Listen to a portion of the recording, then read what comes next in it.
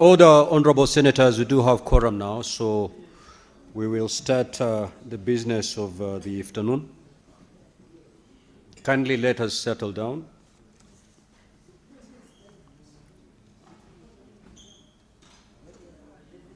Clerk, you may call the first order. Order number 1, administration of oath. Order number 2, communication from the chair.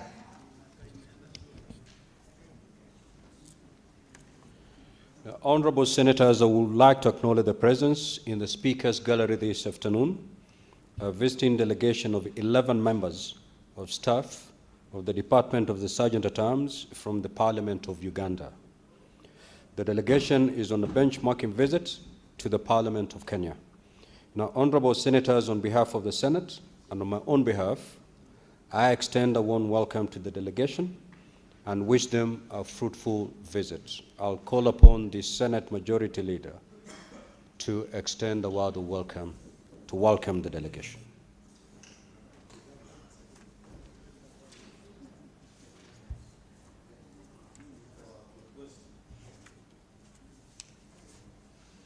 I've requested.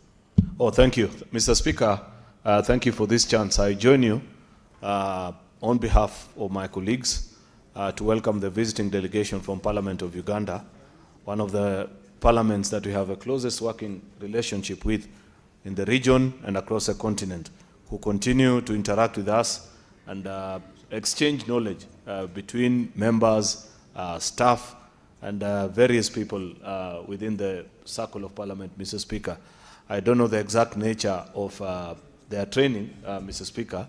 I've been informed that they are sergeant-at-arms, Mr. Speaker, who play a very crucial role in ensuring that members are safe and members are orderly, Mr. Speaker. I cannot promise that there will be no work for them today, because this house sometimes is at 5 degrees at 2:30, and by 2:31 it is 95 and boiling, Mr. Speaker. So in case it gets hot, they are free to join and carry out some exercise, Mr. Speaker. Mr. Speaker, I thank you and hope they get the full value of the time that they have taken to be with us here in Kenya. I thank you, Mr. Speaker. Next order.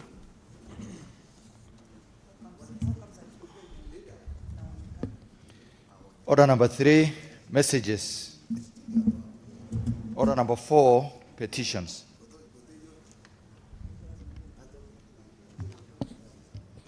Senator Seki, take your seat, or you respectfully exit the chamber, because I could see you are leaving. Thank you. Honorable senators, I hereby report to the Senate that a petition has been submitted through the clerk by Mr. Laban Omusundi concerning the enactment of a legal framework to provide for citizen-initiated recall of the President and county governors. As you're aware, under Article 119(1) of the Constitution, and I quote, every person has a right to petition Parliament to consider any matter within its authority, including enacting, amending, or repealing any legislation. Now, honorable senators, the salient issues raised in this petition are as follows. 1, that the Constitution provides for the recall of members of Parliament and members of county assemblies, but does not establish a clear or enforceable framework for the recall of the President and governors by the people, despite the executive power they will and their control over public resources. That the existing mechanisms for removal from office are vested exclusively in legislative bodies, namely the National Assembly, the Senate, county assemblies, which in certain instances may be susceptible to compromise, thereby undermining the effectiveness and credibility of the process. That the impeachment process have increasingly degenerated into political rituals rather than serving as genuine instruments for accountability, thereby denying citizens an effective remedy in instances where leadership grossly violates the Constitution. There are instances where MPs and MCAs are compromised in the exercise of the oversight function. Citizens are left without any effective democratic instrument to safeguard the Republic. that the issues raised in the petition are not pending before any court of law or any other constitutional or legal body. Consequently, the petitioner prays that the Senate intervenes by initiating and enacting legislation to provide for a citizen-driven recall mechanism for the President and county governors in circumstances where the relevant oversight and accountability systems are compromised. Now, Honorable Senators, pursuant to Standing Order 238-1, the petition is hereby committed to the Standing Committee on Justice, Legal Affairs, and Human Rights for consideration. Now, in terms of Standing Order 238-2, the committee is required, in not more than 60 calendar days from the time of reading the prayer, which is today, to table its report to the Senate for consideration. I thank you. Next order.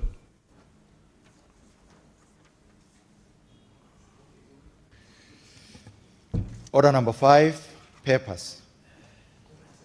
The Senate Majority Leader. Senate Majority Leader.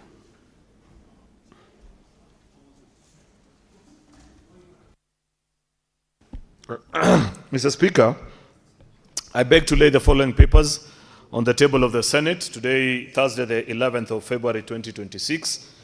These are the reports of the Auditor General report of the Controller of Budget on the National Government Budget Implementation Review for the first 3 months of financial year 2025 to 2026. Report of the Office of the Controller of Budget on County Government's Budget Implementation Review for the first 3 months of the financial year 2025-2026. The 14th report of the Public Service Commission on the status of compliance of the public service with values and principles in Article 10 and 232 of the Constitution. The annual report of the Public Service Commission for the year ended 2024-2025. The Nakada Drug Abuse Campaign edition of biannual report on the status of alcohol and drug and substance abuse in Kenya. Reports of the Auditor General reports of the Auditor General laid pursuant to Senate resolution of Tuesday, 11th November 2025 on the referral of statutory instruments and papers submitted during the recess for the year ended 30th June 2022 on the financial statement of the following counties: Likoni Sub-County Level 4, Mombasa County Government; Port Reitz Sub-County Hospital, Mombasa. Order, Honorable Senator. Senator Matthew. The Majority Leader must be heard in silence. Proceed, Majority Leader. Thank you, Speaker. Chuda Sub-County Level 4 Hospital, Coast General Teaching and Referral Hospital, Habaswein Sub-County Level 4 Hospital, County Government of Wajir. The year ended 30th June 2023 on the financial statements of Likoni Sub-County Level 4 Hospital in Mombasa, Port Reitz Sub-County, Chuda Sub-County, Coast General Teaching and Referral Hospital, all in the County Government of Mombasa, and Habaswein Sub-County Level 4 Hospital in the County Government of Wajir. For the year ended 30th June 2024, on financial statements of Likoni Sub-County Level 4 Hospital, Port Reitz Sub-County Level 4 Hospital, Chuda Sub-County Level 4 Hospital, in Mrima Maternity Level 4 Hospital, Coast General Teaching and Referral Hospital, all in the County of Mombasa, and the following: Maralal Municipality, County Government of Samburu; Municipality of Kehancha, County Government of Migori; Mugutuni Sub-County Hospital in the County Government of Tharaka Nithi; Habaswein Sub-County Level 4 Hospital in the County Government of Wajir; Kalawa Level 4 Hospital, County Government of Makwiny; Kakamega County Revenue Agency Fund for 24 months period.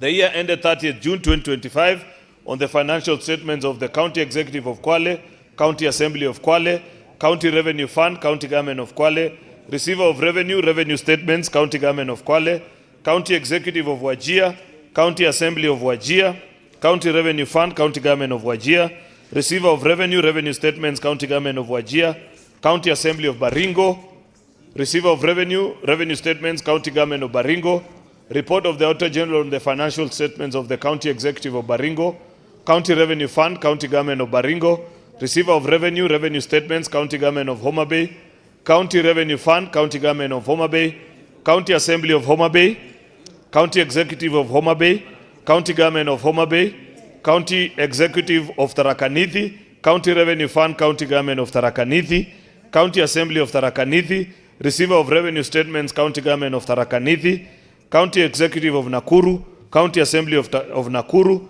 County Revenue Fund, County Government of Nakuru, Receiver of Revenue Statements, County Government of Nakuru.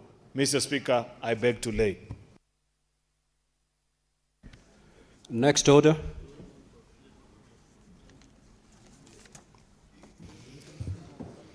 Order number 6, notices of motion. Senate Majority Leader.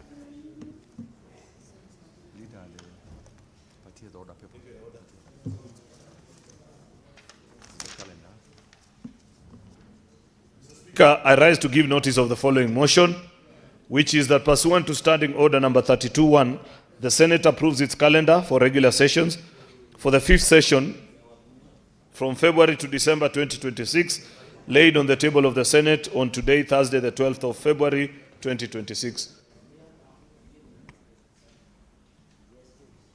Senator Hamida Kibwana.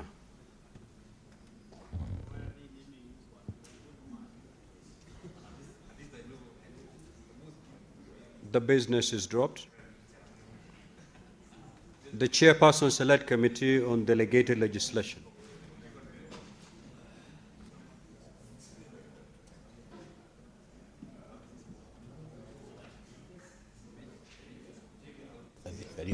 Thank you, Honorable Speaker. Mr. Speaker, I beg to give notice of the following motion. That aware that the crops bigs and regulations legal notice number 145 of 2025 were tabled in the Senate on Thursday, 25th September 2025, and the refund to the Select Committee on Delegated Legislation for consideration pursuant to Section 12(1) of the Statutory Instruments Act, cognizant that the committee is required to make a report within 28 sitting days after the date of referral of the instrument by the Senate pursuant to Section 15(2) of the Statutory Instruments Act, which lapses on Tuesday, 17th February 2026. Aware that Section 15(3) of the Statutory Instruments Act provides that by a resolution, Parliament may extend the time for consideration of a statutory instrument by a period not exceeding 21 calendar days. Senator Fonandi, Senator Fonyeri. Noting that the committee requires more time. Take your seat. Senator Sigei. Noting that the committee requires more time to consider concerns raised by the stakeholders on the regulations, now therefore, the Senate resolved to extend the timeline for the consideration of the cross-bigs regulations, legal notice number 145 of 2025, for a further 21 days, pursuant to Section 15(3) of the Statutory Instruments Act, to enable the committee consider objections raised by the public and make its solutions on or before Tuesday, March 2026. Thank you, Honorable Speaker. I lay and give a notice.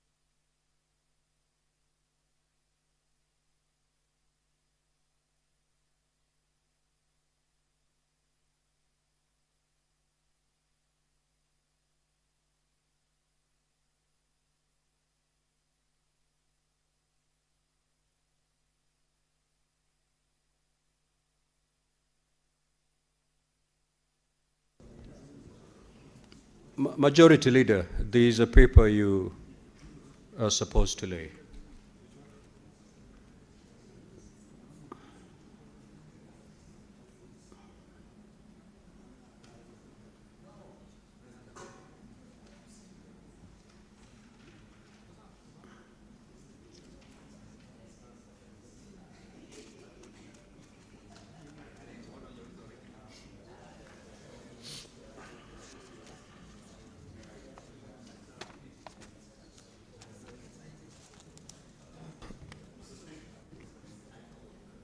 Mr. Speaker, these are additional papers for laying.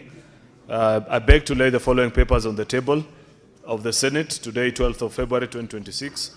This is a 2026 budget policy statement, the draft division of revenue bill 2026, draft county allocation of revenue bill 2026, draft county government's additional allocation bill 2026, medium-term budget management strategy 2026 and 2027, 2028 to 2029, the Senate calendar for regular session, 5th session of the 13th Parliament, February to December 2026, and the report of the Auditor General laid pursuant to the Senate resolution of 11th of November 2025 on the referral of statutory instruments and papers submitted during the recess for the year ended 30th June 2025 on the financial statements of County Assembly of Lamu, County Executive of Lamu, County Revenue Fund, County Government of Lamu, Receiver of Revenue, Revenue Statements, County Government of Lamu, County Executive of Machakos, County Revenue Fund, County Government of Machakos, Receiver of Revenue, Revenue Statements, County Government of Machakos,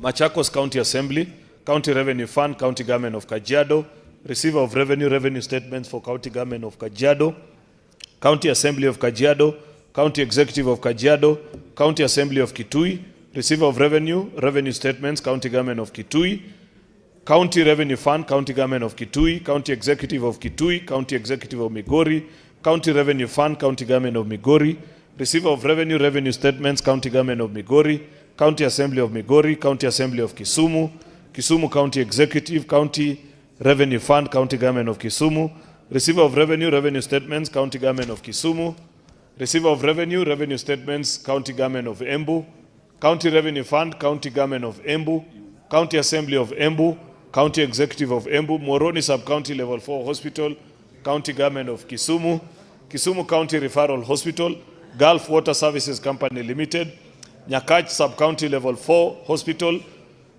County Government of Kisumu, Nyanas Water and Sanitation Company, Siaya Municipality, Siaya County Referral Hospital, County Government of Siaya, Homa Bay Alcoholic Drinks Control Fund, Municipality of Mbita, Homa Bay County Water and Sanitation Company Limited, Homa Bay County Executive Car and Mortgage Fund, Diru Level 4 Hospital, Homa Bay County Government, Bondo Municipality, Kehancha Municipality, County Government of Migori, Migori County and Referral, Migori County Government, Kilifi County Government Equalization Fund, Mariakani Municipality, County Government of Kilifi for the 18 months, Mtwapa Sub-County Level 4 Hospital in Kilifi, Municipality of Kilifi, County Government of Kilifi, Municipality of Lamu, Faza Sub-County Level 4 Hospital in Lamu, Vihiga County Assembly members and staff mortgage and car loan scheme fund, Westu Sub-County in Taita Taveta, Municipality of Voi, Oresi Sub-County Level 4 Hospital in Kisii. I thank you.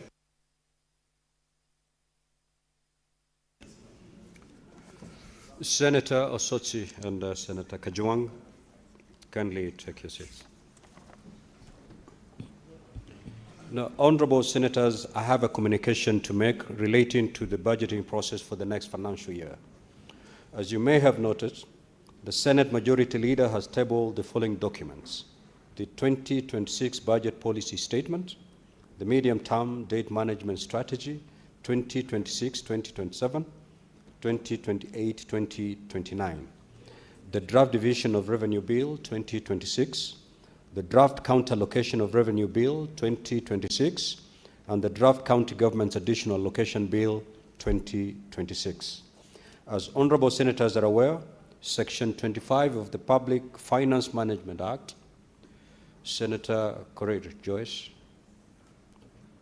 as honorable senators are aware, Section 25 of the Public Finance Management Act and Standing Order 186 of the Senate requires the National Treasury to prepare and submit the budget policy statement to Parliament by 15th of February each year.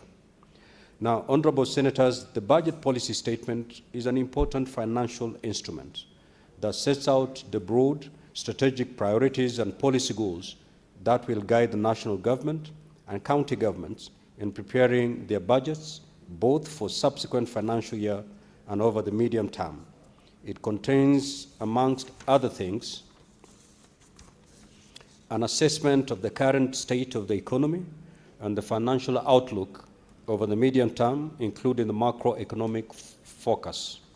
The financial outlook with respect to government revenues, expenditures, and borrowing for the next financial year and over the medium term. The criteria used to allocate or apportion the available public resources among the two levels of government and various programs and projects. The proposed expenditure limits for the national government, including those of Parliament and the judiciary, and indicative transfers to county governments. The fiscal responsibility principles and the financial objectives over the medium term, including limits on total annual debt. Now, honorable senators, as you are also aware, Section 25(7) of the Public Finance Management Act provides as follows. Parliament shall, not later than 14 days after the budget policy statement is submitted to Parliament, table and discuss a report containing its recommendations and pass a resolution to adopt it with or without amendments. With respect to the consideration of the budget policy statement in the Senate, Standing Order 186.4 states as follows. Upon being laid before the Senate, the budget policy statement shall be committed to each standing committee to consider and submit its recommendations to the Standing Committee on Finance and Budget within 7 days. Now, pursuant to Standing Order 186.5, the Standing Committee on Finance and Budget is required within 12 days following the tabling of the budget policy statement, consider the budget policy statement and the recommendations received under paragraph 4 and table a report for consideration in accordance with Section 25(7) of the Public Finance Management Act. Honorable Senators, cognizant of the importance of the budget policy statement and the above timelines, I direct that the budget policy statement be considered by the standing committees. Each committee is expected to concentrate on matters that fall under its mandate and highlighting any policy and financial recommendations thereof. These recommendations must be forwarded to the Standing Committee on Finance and Budget on or before Friday, 20th of February, 2026. Thereafter, the Standing Committee on Finance and Budget will be required to consider the recommendations from the other standing committees, as well as to consult the institutions referred to under Standing Order 186.6 in finalizing its report on the budget policy statement. The standing committees will be required to table its report on or before Tuesday, 24th of February, 2026. Subsequently, the Senate will be required to consider and make a determination on the report by the Standing Committee on Finance and Budget by Thursday, 26th of February, 2026. Now, honorable senators, in a nutshell, it means that any proposal that senators have regarding the budget policy statement, the draft division of Revenue Bill 2026, the draft counter allocation of Revenue Bill 2026, the draft county government's additional allocations Bill 2026, and the financing structure therein, among other recommendations, must be canvassed and forwarded to the Cabinet Secretary for the National Treasury and Economic Planning for consideration when finalizing the budget for the relevant financial year. This is a requirement pursuant to Section 25(8) of the Public Finance Management Act and Standing Order 186.9 of the Senate.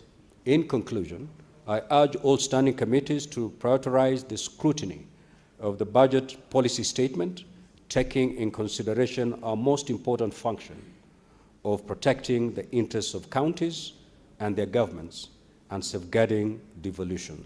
I thank you. Next order.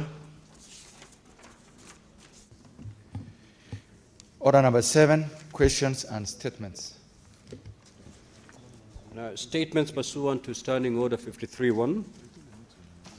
The Senator for Kisumu County, the Honorable Senator Professor Tom Ojenga. You have 4 statements.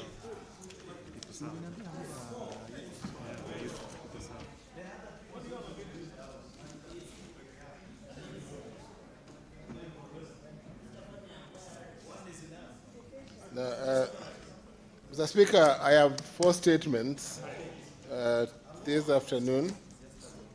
I want to start with a statement on agricultural land restoration in Kisumu County.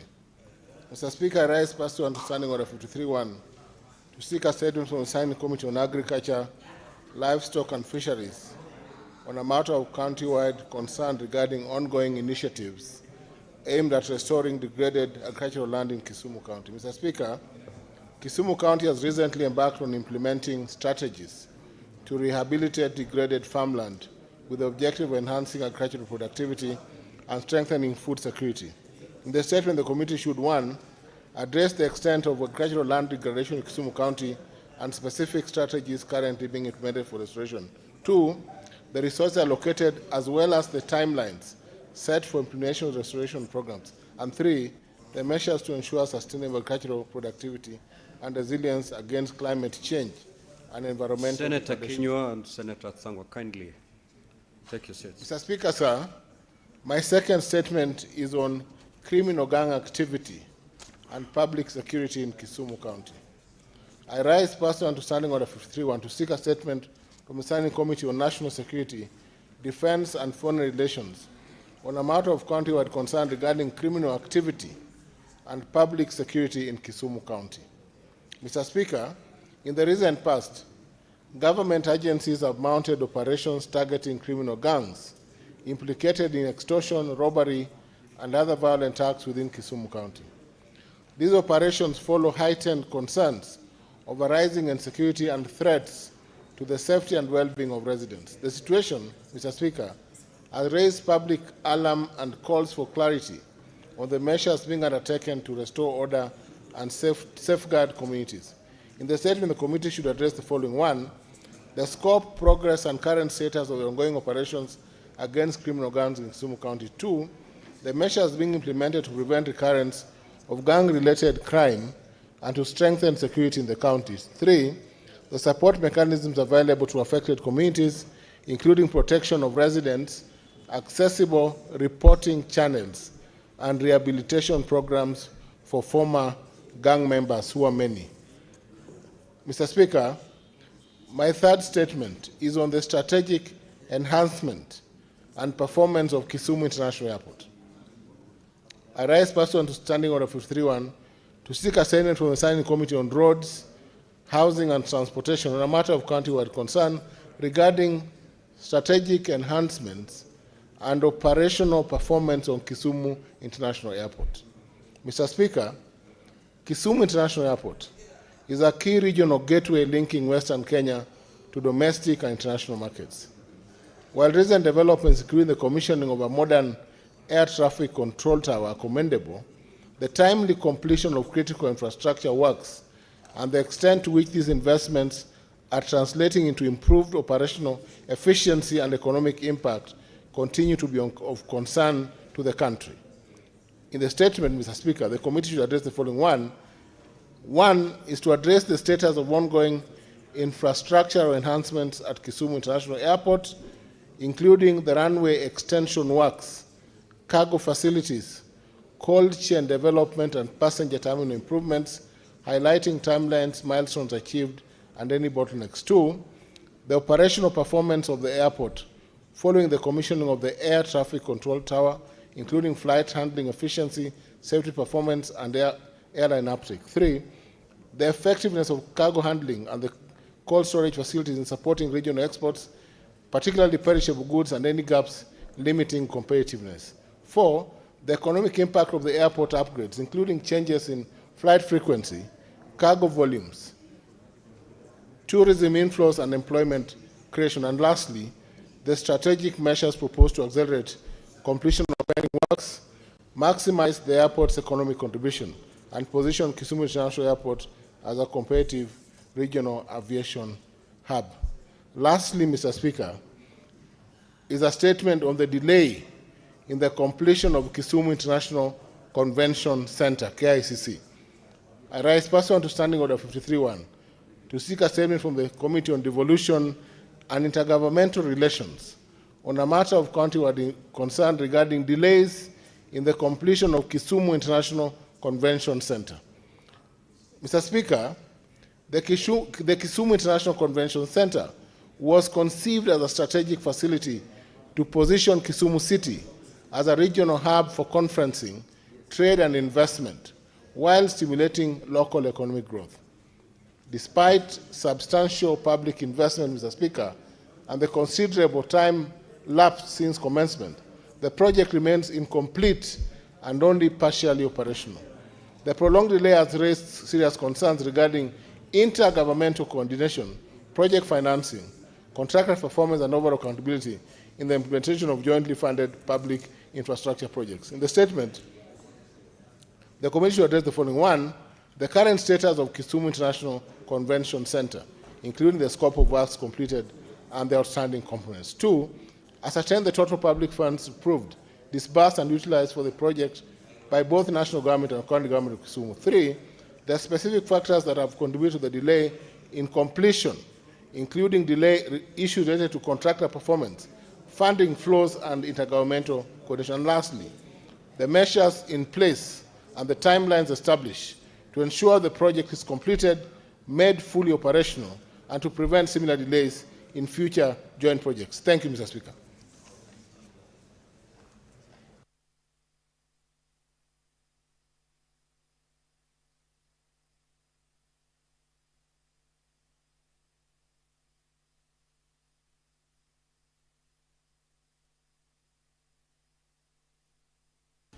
Statement pursuant to Standing Order 57-1, the Senate Majority Leader.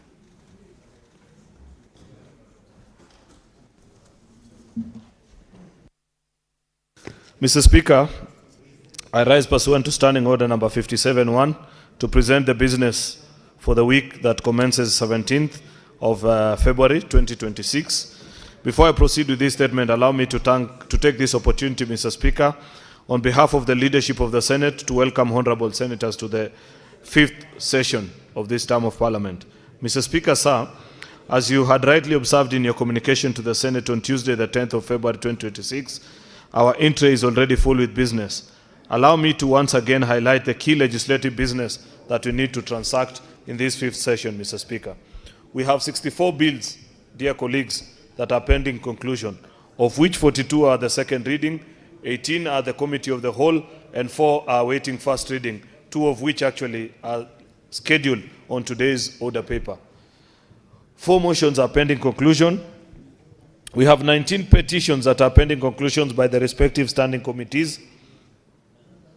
We have 430 statements pursuant to Standing Order number 53-1 that are under consideration by committees, and those don't include the 4 by Senator Professor Ujenda that he has just added to the entry, Mr. Speaker. And Mr. Speaker, at some point, you may have to give guidance on how many statements are allowed per member, and their activity, in the committees where they are members, Mr. Speaker, because we need to be sure that you're processing other people's business so that we consider yours.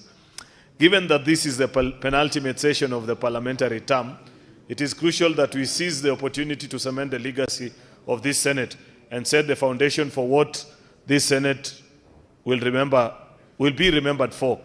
To this end, I implore upon colleague senators with the business to be serious with the business listed in the order paper every afternoon from any day that this House has a sitting. Similarly, Mr. Speaker, I urge senators to accord equal priority to committee meetings and sessions in order to conclude the business pending before them. I further urge the party whips to ensure that the requisite number of county delegations is attained to enable the Senate to undertake divisions when due.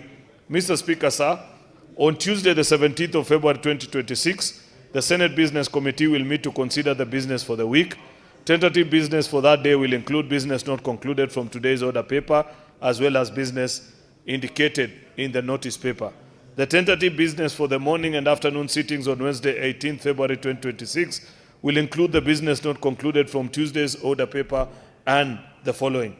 These bills at the second reading stage: the Wildlife Conservation and Management Amendment Bill, Wildlife Conservation and Amendment Bill, the Narcotic, Drugs and Psychotropic Substance Control Amendment Bill, the Culture Bill, the County Wards Equitable Development Bill, the Livestock Protection and Sustainability Bill. Bills that are the Committee of the Whole, which include the Public Finance Amendment Bill, the Office of the County Attorney, Public Fundraisings Appeal Bill, Heritage, Museums, Environmental Laws, Statutory Instruments, the sports bill, the county civic education bill, county hall of fame, Mr. Speaker, together with the referendum bill, Mr. Speaker. This is not to be confused with the 2/3 gender rule, but the law that guides on how the country goes into a referendum, Mr. Speaker. That is business that we've delayed for far too long, and I must appreciate that the Senate has actually taken leadership on this important national exercise. The projected business for Thursday 19 will include any of the above business that will not have concluded. Mr. Speaker, I thank you and lay this statement. Thank you. Now, honorable senators, I will allow comments on the requests that have been made under Standing Order 53-1. Senator Fernandi, Senator Samson Chirange. Mr. Speaker, I want to thank my law lecturer, my conveyancing law lecturer. He is hardworking, and I was worried with the number of statements he has, but I know him as our lecturer. He used to teach us, Mr. Speaker, for almost 3 hours non-stop. And I can see he still have the same energy and zeal to continue. This is my real teacher, Mr. Speaker. Not any other proclaiming somewhere else. Others were librarians. Mr. Speaker, what I wanted to mention is this issue of criminal gangs. Mr. Speaker, there is a certain emergence of criminal gangs in this country that is causing worrying trend. I saw yesterday police here in Nairobi trying to repulse on the allegations that there were criminal gangs in Huruma. Mr. Speaker, there was a girl that was shot the other day by the name Cheryl here in Makadara constituency, Mr. Speaker. I was shocked and horrified, Mr. Speaker, when I watched in Mombasa, where my brother Senator Fake comes from, people wielding machetes and invading a shop somewhere within Mombasa City County, Mr. Speaker. It looks like Haiti.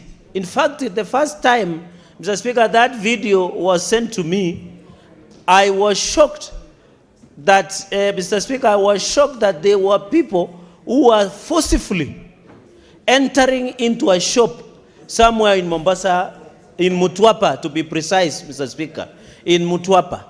And I was shocked. Even sightings do not happen in Haiti, Mr. Speaker.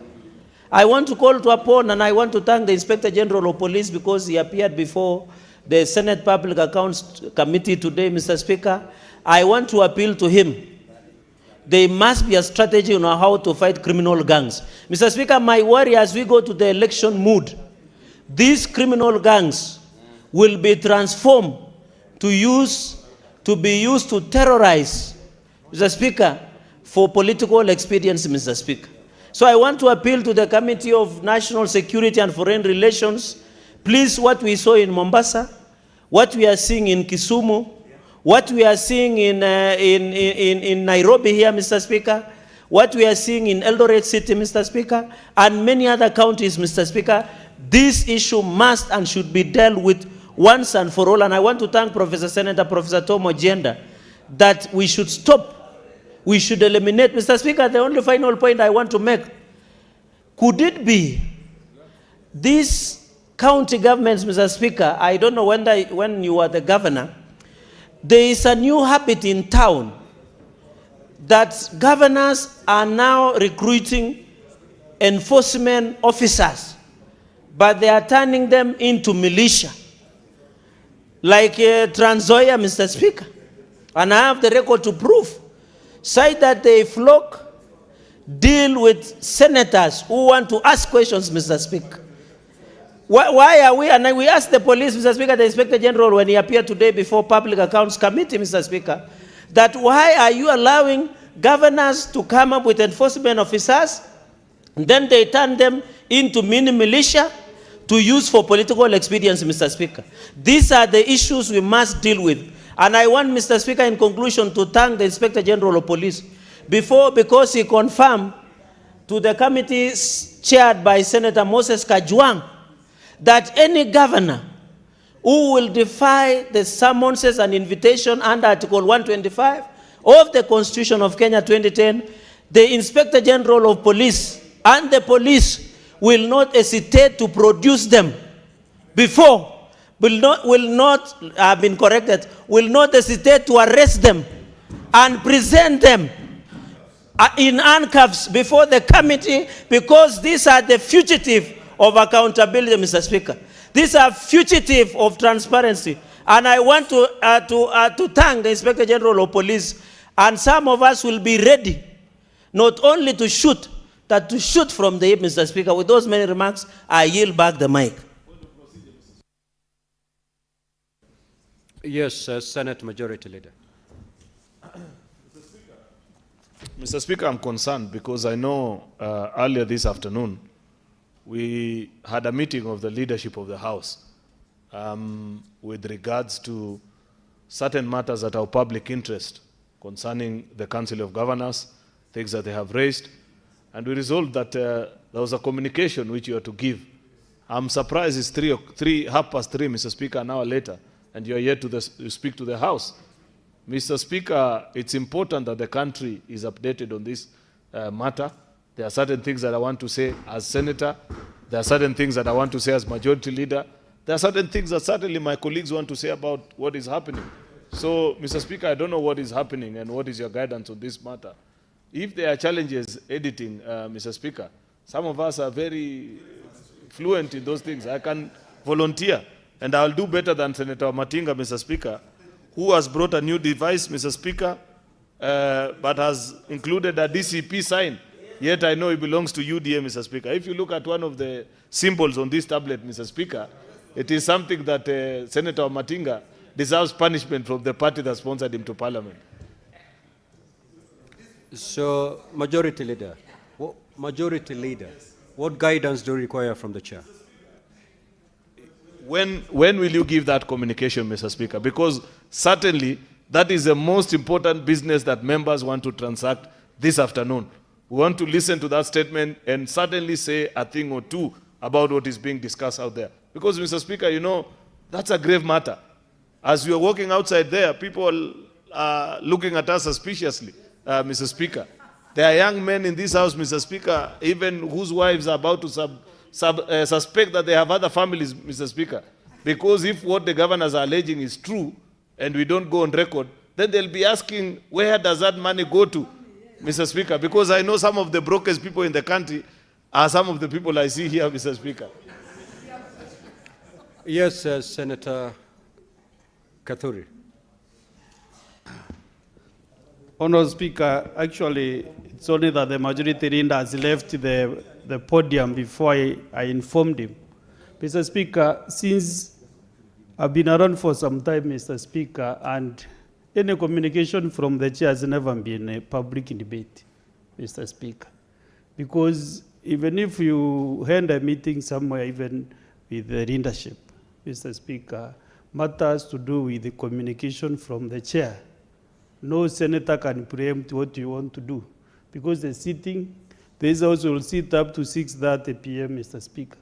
And therefore, I feel the majority leader, even though he wants to hammer some point somewhere, he should give you time, Mr. Speaker, to settle down. That communication is with Mr. Speaker. And he should give you time to relax and do it the right time, Mr. Speaker. Thank you. Senator Enoch.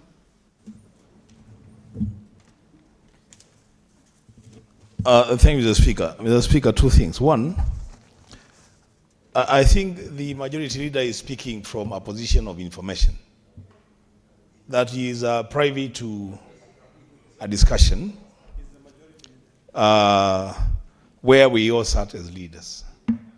And having interacted with our colleagues before and after that meeting, Mr. Speaker, the expectation on the part of our colleagues is that we need to put this matter to rest. I think the concern is coming from what he began by saying. You know, Senator Tom Ojienda has had an opportunity to seek 4 statements. And now members have started contributing to the statements. The Speaker, as he has said, and he said that looking at me, I don't know why. The Speaker, if there is a problem or a challenge with editing, yours truly is a journalist of long and good standing. I could give pro bono service to edit the document. We lay it on the floor. We put that matter to rest and move on to the next business. As Speaker, I submit. Now, honorable senators, this is a very weighty matter. It is a matter that touches on the conduct of the business of the Senate, because once you discuss one committee of the Senate, you're basically discussing the Senate. And therefore, I undertook to make a communication today regarding the same. Give me 15 minutes. I will be making that communication. My plea to you is please don't leave the chamber until that communication is made, because it is extremely important that you listen to that communication, and thereafter, of course, I will give opportunity to honorable senators to comment on the same. So kindly stand guided. I plead for only 15 minutes. Then 15 minutes. Then I can make the communication. In the meantime, we'll proceed with the comments on the statements that have been sought pursuant to Standing Order 53.1. Honorable Faki. Asante Mheshimiwa Spika kwa kunipa fursa hii kuchangia taarifa iliyoletwa bungeni na Senator wa Kisumu, Senator Tom Ojienda. Mheshimiwa Spika, magenge ya majambazi ambao wanazurura na kuhatarisha maisha ya watu ni jambo ambalo limekuwa la kawaida katika miji mingi. Kule kwetu Mombasa, Mheshimiwa Spika, magenge haya yako katika sehemu za Kisauni, sehemu za Likoni na hata vile vile sehemu za mjini. Na majuzi, Mheshimiwa Spika, kuna baadhi ambao walivamia duka Mtwapa, na ningependa kumweleza Senator Rigel kwamba Mtwapa iko katika kaunti ya Kilifi, ambapo Mheshimiwa Spika ulikuwa gavana kwa miaka 10. Kwa hivyo Mtwapa si Mombasa, Mheshimiwa Spika, Mtwapa ni Kilifi. Kwa hivyo mkuu wa polisi katika eneo la Pwani, Mheshimiwa Spika, Bwana Nuno, majuzi ametoa onyo kwa magenge haya kwamba amepeana amri ya kupiga risasi na kuua. Mheshimiwa Spika, ni jambo la kusikitisha, ni jambo la kutia hofu kwa swala hilo, lakini vile vile magenge kama haya yamezidi kuumiza wananchi. Mheshimiwa Spika, utapata sehemu nyingi maduka yanafungwa mapema, biashara zinafungwa mapema kwa sababu watu wanaogopa magenge haya kuvamia. Utapata vile vile pia Mheshimiwa Spika, wale ambao wanafanya kazi katika mahoteli wanapata shida kurudi majumbani kwa sababu wakirudi baada ya saa 2, Mheshimiwa Spika, tayari imekuwa ni hatari katika sehemu zao. Kwa hiyo Mheshimiwa Spika, tungependa kwanza, ningependekeza kuwa ile sheria ya community policy iweze kutekelezwa ili wananchi na polisi waweze kushirikiana katika kutafuta na kuharibu haya magenge ambayo yanaendelea kuumiza wananchi na kupora mali na bila sheria yoyote. Mheshimiwa Spika, vile vile polisi watafute wafanye ujasusi, Mheshimiwa Spika, ili wajue wale wanaofanya uhalifu kama huu, waweze kuwashika na kuwapeleka mahakamani bila ya kuchelewa. Mara nyingi Mheshimiwa Spika, uhalifu unatokea baadaye ndio naona polisi wanakuja mbio. Wangejaribu kutafuta intelligence mapema ili uhalifu uweze kuzuiliwa kufanyika kuliko sisi sasa kuwa tunafukuzana na wahalifu. Mheshimiwa Spika, mwisho ni kwamba mahakama zetu pia, Mheshimiwa Spika, lazima ziwe macho ili kukataa na kuachilia watu hawa kwa bond katika hali ambayo ni ya urahisi.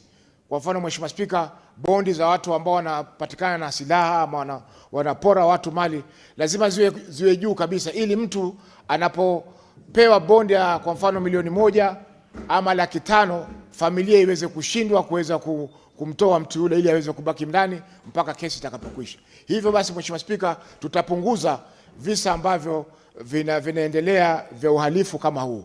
Mheshimiwa Spika, pia polisi wetu lazima wapewe magari ya kutosha. Sehemu nyingi Mheshimiwa Spika, katika eneo la Mombasa gari ni moja ya katika kituo kizima cha polisi. Kuna vituo vingine ambavyo havina magari. Kuna ofisi, kuna sehemu ambazo DCI wanafanya kazi hawana ofisi. Kwa hiyo Mheshimiwa Spika, lazima miundo msingi ya huduma ya polisi iboreshwe ili kuweza kupambana na magengi na uhalifu kwa jumla kisawasawa. Asante Mheshimiwa Spika kwa kunipa fursa hii.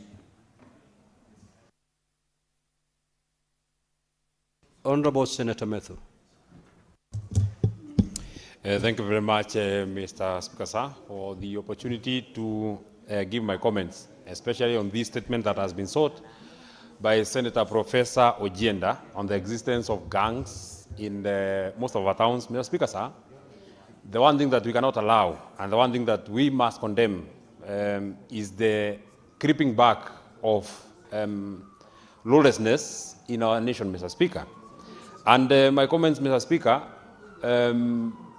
supporting the statement that has been sought by Senator Ojienda, Mr. Speaker, sir, is my complaint in the, number one, laxity of the National Police Service in tackling this particular issue, which is a threat to our national security, Mr. Speaker. You have seen a trend, a very dangerous trend, Mr. Speaker, of occasionally, especially in political engagements, of armed gangs being escorted by the National Police Service, Mr. Speaker. And Mr. Speaker, this may look fashionable, especially when you have some opponents that you are running against, but if we allow the gangs to exist today, tomorrow there will be, when the opponent will not be there, you will be the opponent that they will be engaging, Mr. Speaker. We have seen cases, case on point, Mr. Speaker, you saw in the very, very infamous Wetima Church attack, Mr. Speaker, you saw criminal gangs being escorted by police in uniform, by police vehicles, Mr. Speaker. And this is something that must be condemned. Mr. Speaker, sir, if there is one body, and if there is a refuge that we all run to, is especially police in uniform. And Mr. Speaker, sir, therefore, the police must remain apolitical. You cannot condone, you cannot support, you cannot escort criminal gangs to go and attack other Kenyans, Mr. Speaker. It is the work of the police to ensure that they deal with these criminals, Mr. Speaker. Finally, then somebody asked that we have sent and we have seen a nation descend into anarchy because of allowing criminal gangs to exist, Mr. Speaker. We have sent our policemen to Haiti to go and help that nation deal with criminal gangs that have disturbed and brought instability to Haiti, Mr. Speaker. So therefore, it cannot be that we send our policemen to Haiti to go and deal with the criminal gangs, and police back at home, Mr. Speaker, are supporting and are working in cahoot with criminal gangs, Mr. Speaker, especially for political reasons. This is something that must be condemned by everybody from every political formation, because, Mr. Speaker, violence against me today is not necessarily that the people who are violent against me today are not and shall not be violent against you, Mr. Speaker. We cannot weaponize, we cannot criminalize our democracy, Mr. Speaker. If you don't agree with me, don't send goons, don't send police to come and tear gas me.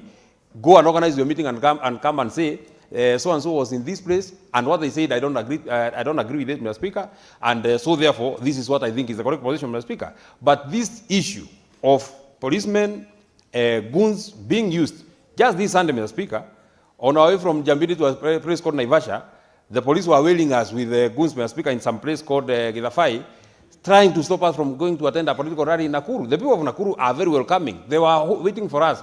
A whole huge crowd was waiting for us, Mr. Speaker. But the policemen with goons are waylaying us on the road, Mr. Speaker. We expect that the police are the ones who should be able to protect and secure us, Mr. Speaker. We can't therefore, Mr. Speaker, on one finger, point to criminal gangs that are raining havoc in our towns, Mr. Speaker, but close our eyes when they are being used for political reasons, Mr. Speaker. So I want to support this statement.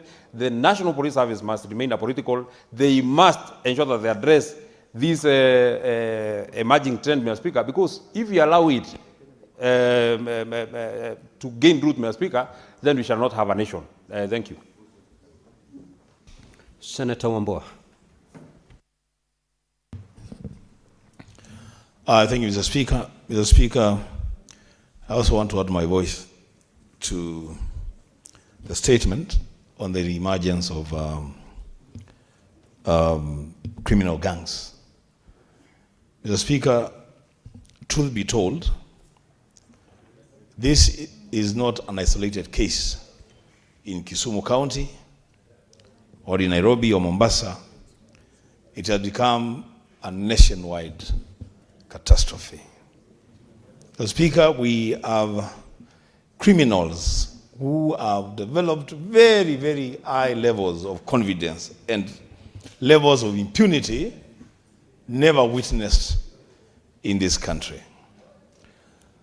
I want, Mr. Speaker, to draw the attention of this House to a meeting that we had this morning with the Inspector General of Police, where we were discussing matters to do with collaboration between the Senate and his office, especially in respect to enforcing the appearance of governors before Senate committees. At that meeting, Mr. Speaker, I drew the attention of the IG to a very sad state of affairs in Kitui County, where, Mr. Speaker, there is an ongoing conflict between a criminal enterprise, a cartel of selfish, greedy individuals masquerading as business people who are trading in our sand from our rivers by force. Between them and the community that is saying that this sand is our resource and it must be exploited for the benefit of the entire community now and into the future. So, Mr. Speaker, the day before yesterday, that criminal enterprise ferried gangs armed with pangas and rungus and descended on a community along Manyora River in Mwingi Central constituency. Seriously harassed people, beat up people, killed one man, seriously injured 5 of them, raped women, and just disappeared into thin air. Mr. Speaker, my appeal, and for now we can just appeal. Maybe going forward, the time for appeal may just elapse, I don't know.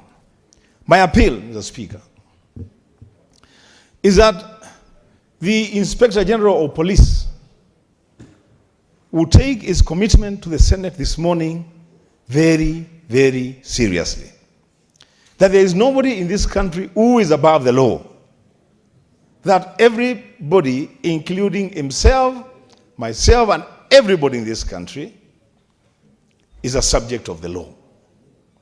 That, Mr. Speaker, action shall not just be taken, but action shall be seen to have been taken to bring the culprits to book and ensure justice for the victims of that attack. Mr. Speaker, this matter began a few weeks ago through the hard work of the Senate Public Accounts Committee when we unearthed misreporting on the revenues that the Kitui County government was receiving from sand as a revenue stream. Because they were reporting that they were collecting cess of 11 million the entire year. But we were able to prove to them that from sand alone, the cartels are collecting more than 2 million shillings every day. And so, Mr. Speaker, because that man that died died fighting for the resources of the people of Kitui, I want to challenge the county government of Kitui on the floor of the House to make sure that two things happen. One, that the burden of burying Mwendwa cannot be a burden of the family. Mwendwa was not fighting for his own resources. He was not fighting for property belonging to himself. He was fighting to safeguard the resources belonging to the people of Kitui. And the county government of Kitui should take full responsibility to make sure that Mwendwa is given a decent burial. Those that have been injured and our mothers that were raped, Mr. Speaker, I want to ask that the law takes full course and full effect. In fact, I want to challenge my colleagues in Kewosa to go down there and have a conversation with those bleeding mothers, because the ordeal that they went through in the hands of criminal gangs, the Speaker, that must prick the conscience of every leader in this country, in this Senate. Mr. Speaker, I submit. Senator Kenywa. Now, honorable senators, if you get an opportunity to speak, do so for not more than 3 minutes. Asante Bwana Spika kunipa fursa hii. Na simama kuunga mkono taarifa iliyoletwa na Senator wa Kisumu Profesa Ojenda kuhusu haya magenge ya majambazi. Bwana Spika, haya magenge ya majambazi kwa muda mchache yameonekana kuongezeka, Bwana Spika. Na ikumbukwe hivi juzi tu, nakumbuka kulipokuwa na maandamano ya vijana hapa Nairobi, tuliwaona haya magenge yakiwa yamebeba silaha yakitembea hapa mjini wakisema ya kwamba wao wamekuja kulinda amani. Bwana Spika, ikiwa haya magenge ya majambazi, Bwana Spika, na vikundi haramu vimeendelea kuongezeka, ilhali tuna maafisa wa usalama na tuna asasi nyingi ambazo Wakenya wamejitolea ushuru kuweza kuwa na hawa maafisa wa usalama, Bwana Spika. Kwa hivyo mimi ningependa kumuuliza Inspector General wa polisi avalie njuga jambo hili, kwa sababu Wakenya wanaendelea kusononeka, kuishi kwa maisha ya uoga, kwa sababu hivi vikundi, ukitembea katika sehemu za Laikipia, uende katika vijiji, unapata hivi vikundi kila Ijumaa wanatembelea manyumba na kusema ya kwamba wanataka kupewa kiasi fulani cha hela ili kulinda usalama. Ilhali sisi kama Wakenya, Bwana Spika, tuko na maafisa wa usalama wa kutosha ambao wanapaswa kutulinda. Na ni jukumu ya serikali, Bwana Spika, kulinda mali na maisha ya wananchi. Kwa hivyo tunamuuliza Inspector General aliangalie jambo hili, na kamati yetu, kamati ya usalama ambayo namuona mwenyekiti yuko hapa siku ya leo, jambo hili waliangazie kwa undani, Bwana Spika.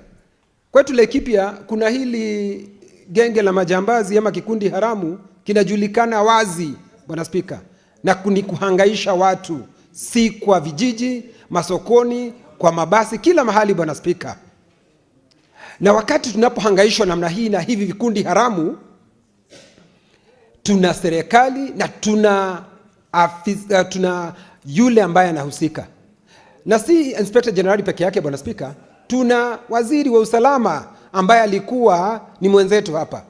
Hata yeye anapaswa aliangalie jambo hili, Bwana Spika, kwa sababu tukilichukulia kwa mzaha, sisi hili jambo linaweza kutuharibia nchi, Bwana Spika.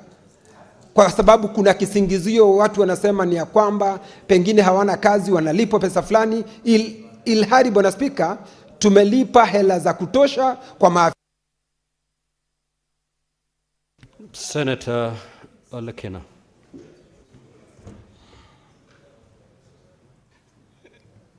Thank you, Mr. Speaker. Mr. Speaker, I've listened to my colleagues comment on this issue of gangs as I rise to support this statement by the distinguished Senator, Senator for Kisumu. Mr. Speaker, what I've not had is how do we tackle this problem? I've had my colleagues pointing a finger at the police, saying the police are the ones who are failing in their jobs. The police should deal with this matter. The distinguished senator who just spoke last said that we have one of our own who is now in charge of the security docket, that he should be dealing with this thing. My concern, Mr. Speaker, is that we are missing the point. The best way to deal with the issue of gangs is for us to be able to study what is the root cause of these gangs. Mr. Speaker, from top of my head, I can think of two issues. One, which is very big, is unemployment.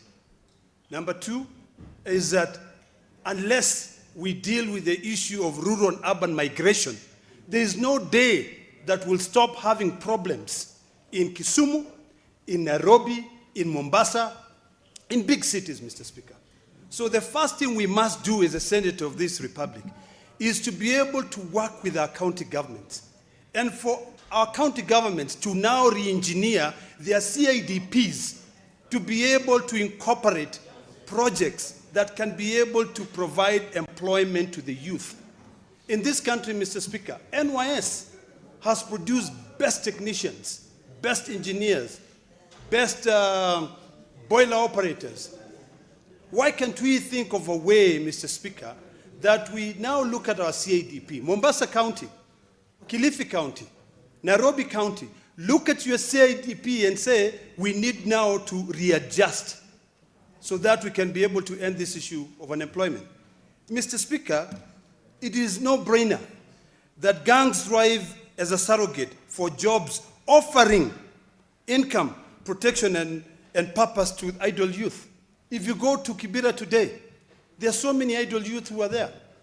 Of course, when a gang comes, it will thrive as a surrogate, offer protection, give them jobs, and they make money.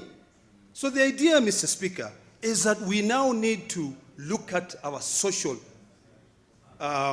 position. Look at our families. We must mentor our youth. We must provide our youth with jobs to be able to end this unemployment. I bet you, Mr. Speaker, if one of us was unemployed here, and the only way for you to be able to make ends meet is to join a gang, I'm sure most of us here would have joined gangs. So instead of pointing a finger, let us look at the root cause of this problem. There's a lot of social economic marginalization of our youth. Mr. Speaker, if you look at towns like Kibera, if you go to along Waiyaki Way, there are people who have migrated from Western Kenya to come and look for jobs here. Now it is Senator Gataya. More fire.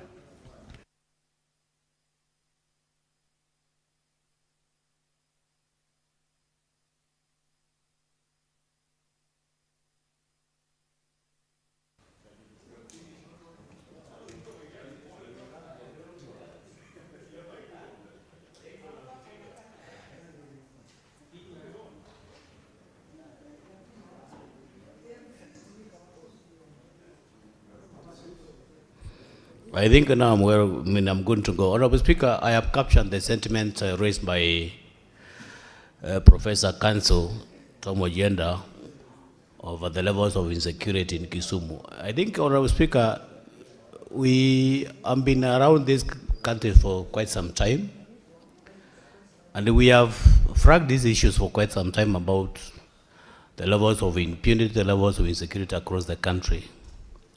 Honorable Speaker, I don't know for what reasons, but I think, Honorable Speaker, we have to associate some of these things with the politics. Because I've seen some instances, some of us who are in this space, especially in the political space. Because I listened today to one of my good friends, Senator Wambua, when he was lamenting about the cartels in Kitui. before the AG, the AG was very categorical to ask whether the county government could be involved. And I think some of these things, Honorable Speaker, are manufactured just under our watch. If you cut across very many spaces in this country, you find some governors who have turned law enforcement officers into militias. We have seen some people also during campaigns, people who just commit crime and walk away scot-free without being apprehended. We have some very deep issues on our Speaker to address away from the way we are trying to handle them. We are breeding some serious levels of impunity, which are likely to eat into our morals and ethics. So, Honorable Speaker, it's a matter that needs a national conversation. It's not a light matter that we can easily discuss. Because I think we have some individuals in this country, out of some levels of connections, levels of impunity, have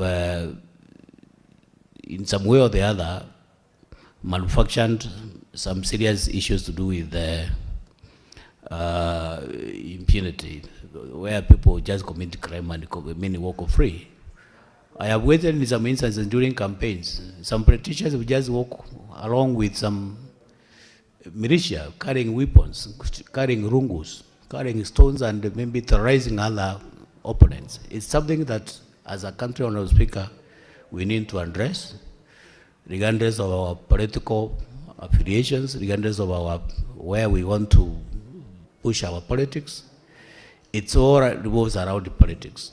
We don't have to treat anybody with some levels of you cannot be touched. It's an issue, Honorable Speaker, that's in some national conversation, and it's a matter that requires. Senator Hezena. Thank you, Mr. Speaker.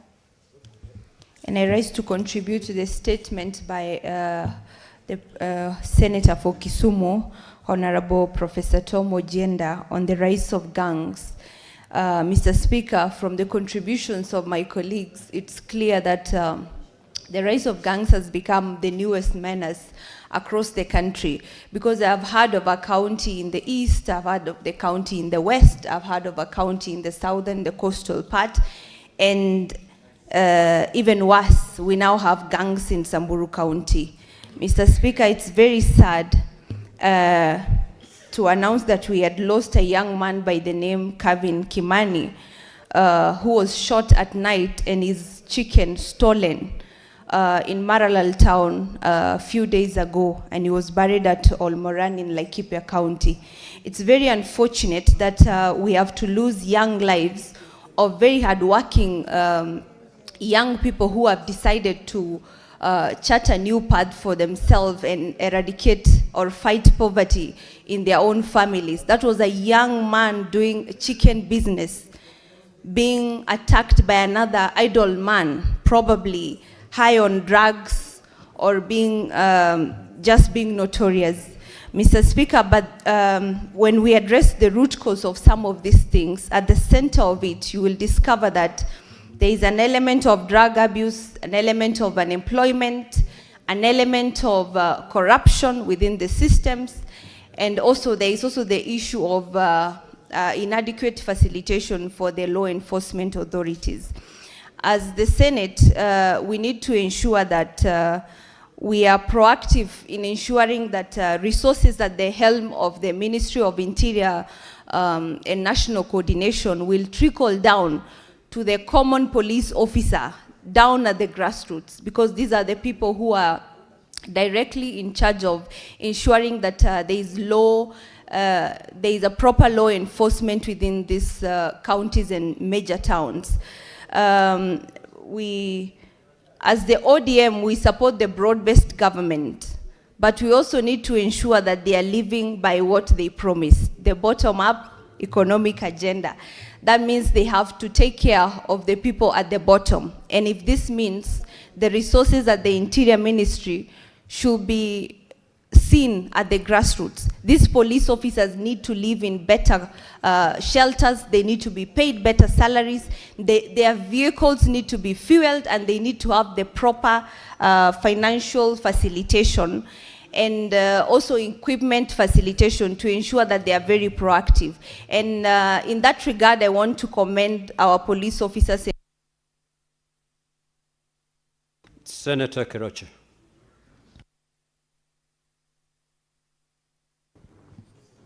Thank you, Mr. Speaker, sir. I also rise to support the statement read by Senator for Kisumu, Senator Tom Ojenda, on the criminal guns. Nakuru is known for the criminal guns, and they've become so notorious that even now the guns are seen during, they are robbing residents of Nakuru in broad daylight. That is in Nakuru town, and you go in Nakuru town, you find they are robbing our Nakuru people in the broad daylight. And these guys, the criminal gangs, are scaring away the investors. And especially in Nakuru, where we are known as a business hub, it's unfortunate that these criminal gangs are scaring away the investors. So I would ask, or kindly ask, the IG to move in very quickly and arrest these criminal gangs, or stop this menace of the criminal gangs. Because if they are not arrested, even His Excellency, as he's trying to do what he's trying to do to support the youth, the young entrepreneurs through the Nyota program, I don't see even where they will do their business. So we need the Inspector of General of Police to move in very fast and arrest these criminal gangs and ensure this menace, because it's becoming like, it can be declared as a crisis because it's everywhere. It's everywhere. And to ensure that the residents of our areas like Nakuru, they are living in peace and in harmony, because they keep on asking, where are the police when we are being robbed in a broad daylight? Where is the police? So whatever needs they need to be given, the support that the police needs to be given by the IG to ensure that they have it, so that these criminal gangs, they know that there is police everywhere, and in case they try to rob our residents of Nakuru, they are arrested. And we don't want to see investors being scared to come and invest in our counties like Nakuru, Nairobi, Mombasa, especially these big cities, and the Kisumu. Thank you, Mr. Speaker, sir. Thank you. Senator Manzo.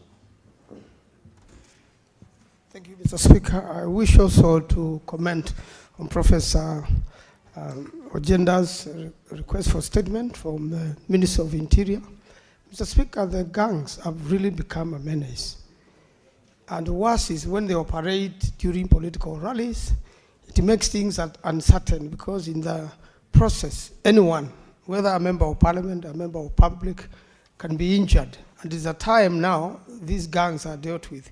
We have seen sometimes gangs working under the protection of police, especially in the city when there are demonstrations, or what was witnessed in a church recently in Nyeri. So one asks a question, why will people who are not uniformed, people who have no police number, do that sort of thing? We have also seen at times, like the attack in Nyeri, bullets and the tear gas canisters on windscreens. Mr. Speaker, this has to stop because it can affect anyone, anytime. Even, Mr. Speaker, the time Parliament was stormed, the people who came here, you'll also call them like almost a similar act. They didn't care which car, they broke windscreens. They didn't care whether you are in government or in opposition. They attacked everybody on site, Mr. Speaker. Therefore, it is important, Mr. Speaker, this House takes this matter seriously. We get a conclusion. And also, Mr. Speaker, for the government to narrow You know the difference between the rich and the poor, Mr. Speaker. When there is failure of wealth distribution, when there is no hope with the youth, when there is joblessness with the graduates, Mr. Speaker, the only other way to look for food is either to be hired as a gang or to form a gang and terrorize people and get, a daily bread. Mr. Speaker, this is happening in some parts in Southern America.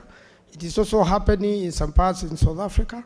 And it is a growing trend, Mr. Speaker, which has now caught up with us. And there is every need, Mr. Speaker, that this House and the government take the matter extremely serious. And the government itself should lead by example. It should stop. Because if the security systems are working with the gangs, then who protects the Kenyans? The security system, that's why we need the IG to come here and his team to tell us who are these gangs and why do they operate with the police, so that it can stop from top, and then it is easier now for the police to deal with the other gangs left to terrorize people in smaller towns, in homes. Nowadays, Mr. Speaker, they are stealing food, from farms. The same gangs are stealing animals in different parts of the country, and you find a rural home is terrorized. And a lot of time before they steal animals, they kill someone before they leave that home, or they injure people who end up dying in hospital or end up living.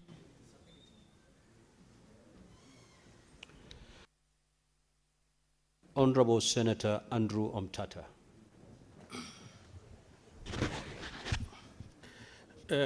Mr. Speaker, sir, thank you for the opportunity to contribute to the statement on the floor. The question of armed gangs that are mushrooming across the Republic. Mr. Speaker, sir, I would like to take off from where the gentleman from makwiny has left off, where he said gangs are even stealing farm food from the farms. We must look for the economic correlation between these mushrooming gangs, between the economy, the performance of the economy, and the mushrooming gangs. Most of these people are even mobilized for very little money.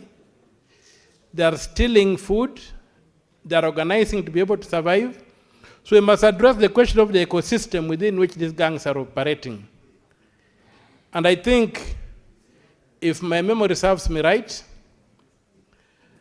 and being the Catholic I am, in 1967, Pope Paul VI, in March, released an encyclical called Popularum Progressio, the progress of the peoples, in which he said, the new name of peace is development. We must make our people rich. If we are stealing from this country and making the country a basket case, we cannot expect not to have a scavenger culture thriving across the nation. Let those who are destroying the economy of this country stop. The police cannot and will not be able to contain this country where people are hungry. The appeal to leadism, to be putting a lead on things, will not work. We must begin drainism. We must drain the swamp. And the swamp is bad policies that are impoverishing this country. Let us develop the people. And as Paul said, the new name of peace is development. Develop this country and get rid of all these problems that we are having. Make our people poor. They are going to engage in all these survival tactics. And we can't blame the police for that. The police can't be able to police every inch of this country. Let us make this country a thriving democracy, and some of these problems will disappear.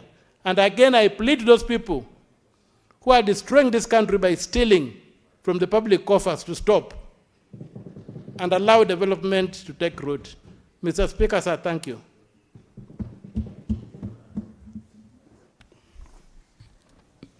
Honorable Senators, I have this communication to make. I would wish to acknowledge the presence in the public gallery this afternoon, visiting teachers and students from Kalonzo High School in Kitui County. The delegation consists of 2 teachers and 53 students.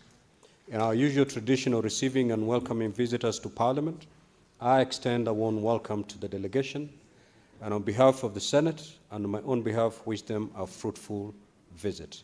I will call upon the Senator for Kitui County to welcome the delegation.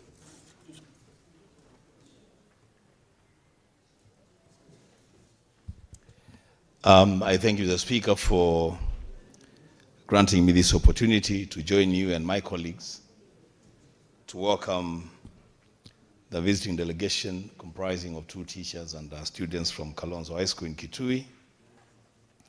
It's actually a school situated in Mwingi Central constituency, which is part of Kitui County. Mr. Speaker, I take this opportunity to encourage the students and their teachers to continue working hard and smart to ensure that, Mr. Speaker, the values that have been so well espoused by the Senator for Busia and begin to take root even from our own classrooms. That a thriving democracy is important for development to take root in this country, and that the new name for peace is development. That, Mr. Speaker, the students will commit themselves to take their studies a lot more seriously, to aspire for greatness, including some of them aspiring to be Senator of Kitui in the near future. Mr. Speaker, I thank the administration of the school for choosing to bring the students into the August House, the upper house of the Parliament of the Republic of Kenya, the Senate, and I hope that their stay in the interaction with the proceedings of the Senate meets the expectations, and that as they prepare to go back home, they will go back home better equipped, better motivated, and that they will be good ambassadors of the Senate and the work that goes on in the Senate. The Speaker, with those many remarks, I join you and my colleagues in welcoming the delegation. I thank you. Senator, kindly take your seat. Now, honorable senators, this is the communication that the majority leader was seeking earlier on. Now, this communication relates to the series of allegations that have been circulating in the media concerning the operations of certain committees of the Senate, specifically the County Public Accounts Committee and the County Public Investment and Special Funds Committees. As honorable senators may be aware, this matter began on Monday, 9th of February 2026, with a press statement issued by the Council of Governors purportedly demanding for the reconstitution of the County Public Accounts Committee on the basis of claims of political witch hunts, harassment, extortion, and intimidation, allegedly involving 4 unnamed members of the committee. A position was taken by the Council of Governors to suspend appearances before the County Public Accounts Committee until a structured engagement is held between its leadership and that of the Senate, and to limit appearances before the County Public Investment and Special Funds Committee to once per audit cycle. Subsequently, in a press statement, which I issued on Tuesday, 10th of February 2026, I reiterated the Senate's oversight role over the county governments and its firm anchorage in the Constitution. Honorable Senators, as you are aware, Article 96(3) of the Constitution of Kenya 2010 provides that the Senate determines the allocation of national revenue among counties as provided in Article 217 and exercises oversight over national revenue allocated to county governments. Further, Article 96(1) states that the Senate represents the counties and serves to protect the interests of the counties and their governments. I further reiterated that in executing its mandate, the Senate audit committees are guided by Article 229 of the Constitution, which requires Parliament to consider and dispose of audit reports within 3 months of their receipt from the Auditor General by 31st of March of each year. Compliance with this constitutional timeline is not optional, and any actions that impede the audit process undermine accountability and prudent use of public resources. I have emphasized that the Senate remains committed to fulfilling its constitutional mandate and ensuring that oversight over public funds allocated to county governments remains robust, objective, and timely, and inform the Council of Governors that should the Council have concerns regarding the conduct or operations of Senate committees, established and legitimate institutional channels exist through which such concerns may be formally raised and addressed, noting that while the Senate remains open to structured and constructive dialogue with devolution actors, recourse to public mudslinging and unsubstantiated allegations in the media and supported by evidence is neither appropriate nor conducive to intergovernmental cooperation. Now, Honorable Senators, subsequently, my office has received 2 letters, reference COG/6/10, volume 13, into brackets 84, dated the 9th of February 2026, and reference COG/6/10, volume 13, into brackets 85, dated 11th of February 2026.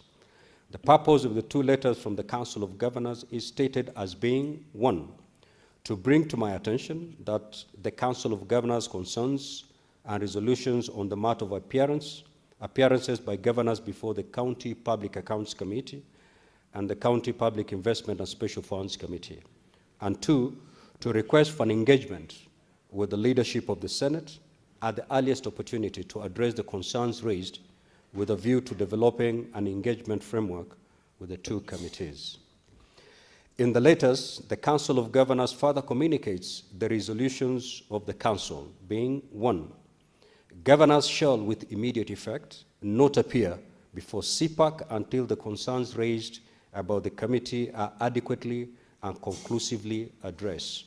And secondly, 4 senators whom were named be removed from the affected committees as a prerequisite to restoring confidence, integrity, and fairness in the oversight process. Honorable Senators, as you're aware, Article 125 of the Constitution provides as follows. Either House of Parliament and any of its committees has power to summon any person to appear before it for the purpose of giving evidence or providing information. 2, for purposes of Clause 1, a House of Parliament and any of its committees has the same powers as the High Court to enforce the attendance of witnesses and examine them on oath, affirmation, or otherwise. B, to compel the production of documents, and C, to issue a commission or request to examine witnesses abroad. As you're further aware, pursuant to Article 96 of the Constitution, the Senate represents counties, serves to protect the interests of the counties and their governments, and exercises oversight over national revenue allocated to county governments. Honorable Senators, the thrust of the foregoing provisions, and indeed the totality of the constitutional architecture, is to vest in the legislature the power and mandate to exercise oversight over all state organs and state officers in the performance of their constitutional and statutory functions. No organ, authority, or person, not least the Senate, has the power to suspend, compromise, vary, or waive the legislature's mandates. Consequently, the resolution by the Council of Governors that governors will not appear before CPAC until the concerns raised in their letters are addressed through a structured engagement between the leadership of the Senate and the Council of Governors is untenable. Equally, the resolution by the Council of Governors that governors will only appear once for every audit cycle to respond to any queries before CPAC comprehensively is also untenable. The constitutional oversight mandate is exercised by the Senate as often as whenever the Senate, in its judgment, considers appropriate, and any purported restriction or limitation of this mandate, such as proposed, is unconstitutional. This is further underlined by the decision of the High Court in the case of Hesbon Mole Agwena and Jarius Musumba and 3 others versus Nairobi City Council and the Office of the Auditor General, where the court held that the constitutional timelines spelled out in Article 229(4) of the Constitution, which requires that the Auditor General shall, within 6 months after the end of each financial year, audit and report in respect of that financial year on the accounts of the national and county governments and all funds and authorities of the national and county governments must be complied with, and correspondingly that Parliament must debate and consider such reports within 3 months after receipt of the audit report. This puts the cut-off date for the consideration of the audit reports at 31st of March of each year and severely constrains the program of the Senate watchdog committees. Article 124 of the Constitution vests in Parliament the power to establish its committees and to make standing orders for the orderly conduct of its proceedings, including the proceedings of its committees. The power to appoint members of the committees and to remove them from the service of these committees is exclusively a power of the Senate, and the Council of Governors demand that certain senators be removed from the service of any of these committees without constitutional anchor. Honorable Senators, the foregoing notwithstanding, the request by the Council of Governors for an engagement with the leadership of the Senate is consistent with constitutional requirements of Article 6(2) and 189 of the Constitution for consultation and cooperation between the 2 levels of government, and is welcome. Accordingly, I have invited the leadership of the Council of Governors to a meeting with the leadership of the Senate to be held on Thursday, 26th of February 2026 at 10 a.m. at the Mini Chamber County Hall, Parliament buildings here in Nairobi. In the meantime, I have made it clear to the Council of Governors that as a condition for going ahead with the meeting on the proposed date, the constitutional provisions on legislative oversight must be clearly understood to be enforced, and accordingly, any governor invited or summoned to appear before any committee of the Senate must do so, failing which the consequences provided for in the Constitution and the law shall follow. Thank you. Yes, Majority Leader.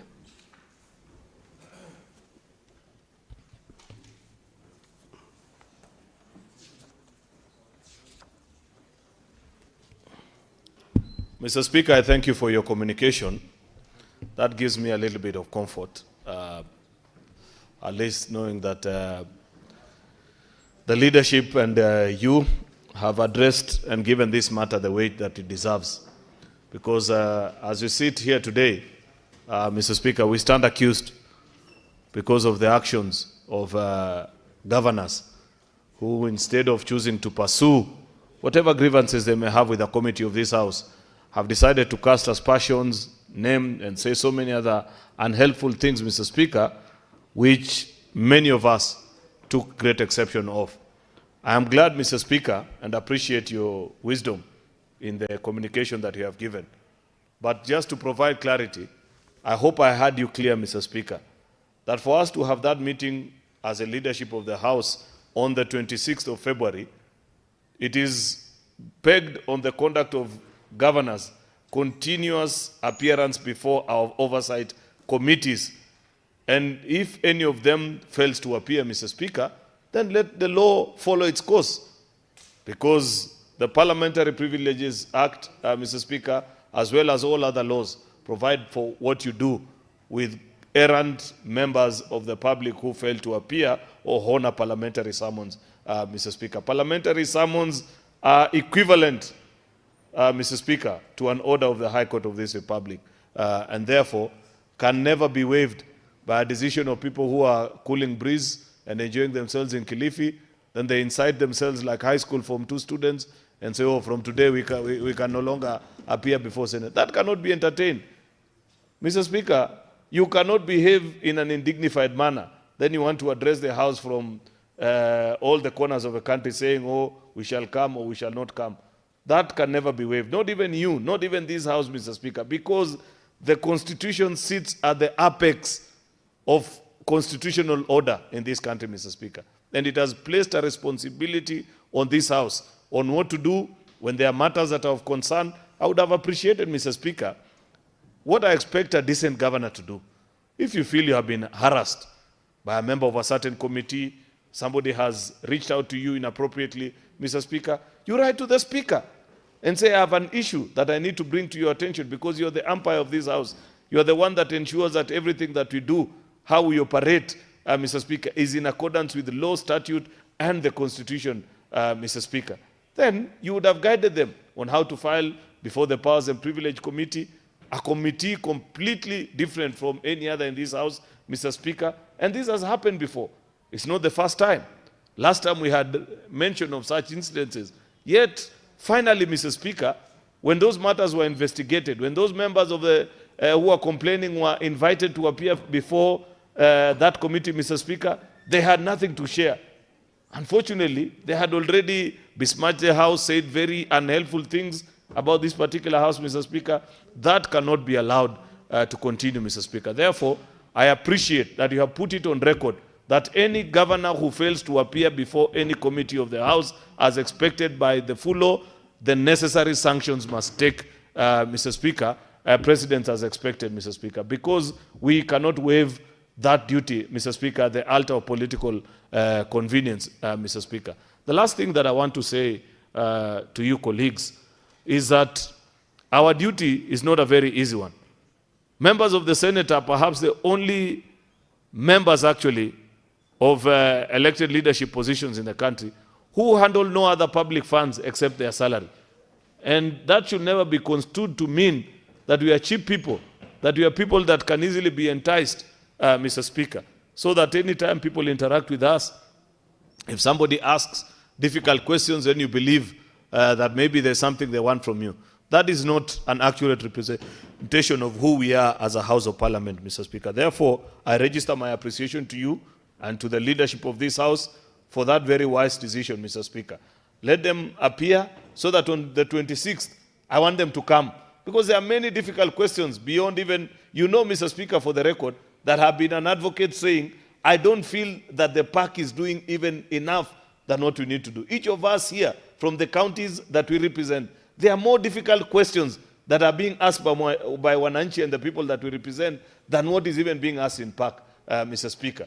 And it is our duty to ensure that we represent our constituents, ask the right question so that devolution succeeds, Mr. Speaker. So, Mr. Speaker, I look forward to that interaction on that particular day, hoping that it will put this matter to rest so that we can be back to our constitutional duty of ensuring that devolution succeeds in the Republic of Kenya. I thank you, Mr. Speaker. Senator Kajwang. Mr. Speaker, I think in the wisdom of the Speaker, he has allowed me to speak. I am not accused. It is a House that is accused. And I must speak for the House rather than for myself. I have seen my name circulating in what I would call gutter press. It does not scare me. What scares me is the point when this House becomes neutered, rendered weak and ineffective, and micromanaged by the Council of Governors. That must be the focus. It is not about Kajwang or Sifuna or Cherarkei or Mwaruma. It is about this institution where I've chosen to serve for the last 10 years. Mr. Speaker, we have never had a situation where the Council of Governors attempts to define and dictate who sits in which committee. It is unfortunate that today the Council of Governors has close to 5 governors who have been ranking members of this House. The former Speaker of this House, the former Minority Leader of this House, the former Majority Whip of this House, the former chair of the Public Accounts Committee of this House, the former minority whip of this House, we would have expected that over the years, relationships between governors and Senate would improve. Indeed, the Senate is fulfilling its end of the bargain. Every year, we are engaged in conflict with the National Assembly and the National Treasury as we fight for more resources to go to county governments. This year, Mr. Speaker, we have committed ourselves to transfer not less than 450 billion. And when I looked at the dispatch from the cabinet this week, Mr. Speaker, I think the figure that the presidency indicated is going to go to county governments is 495.7 billion. Just a few billions shy of 500 billion. Now, that is a work of the Senate. We have delivered our bit of the bargain. Can't the governors just style up? Can't the governors just take a day? And we are not calling for a week or months, just one day to account for how they're using those resources.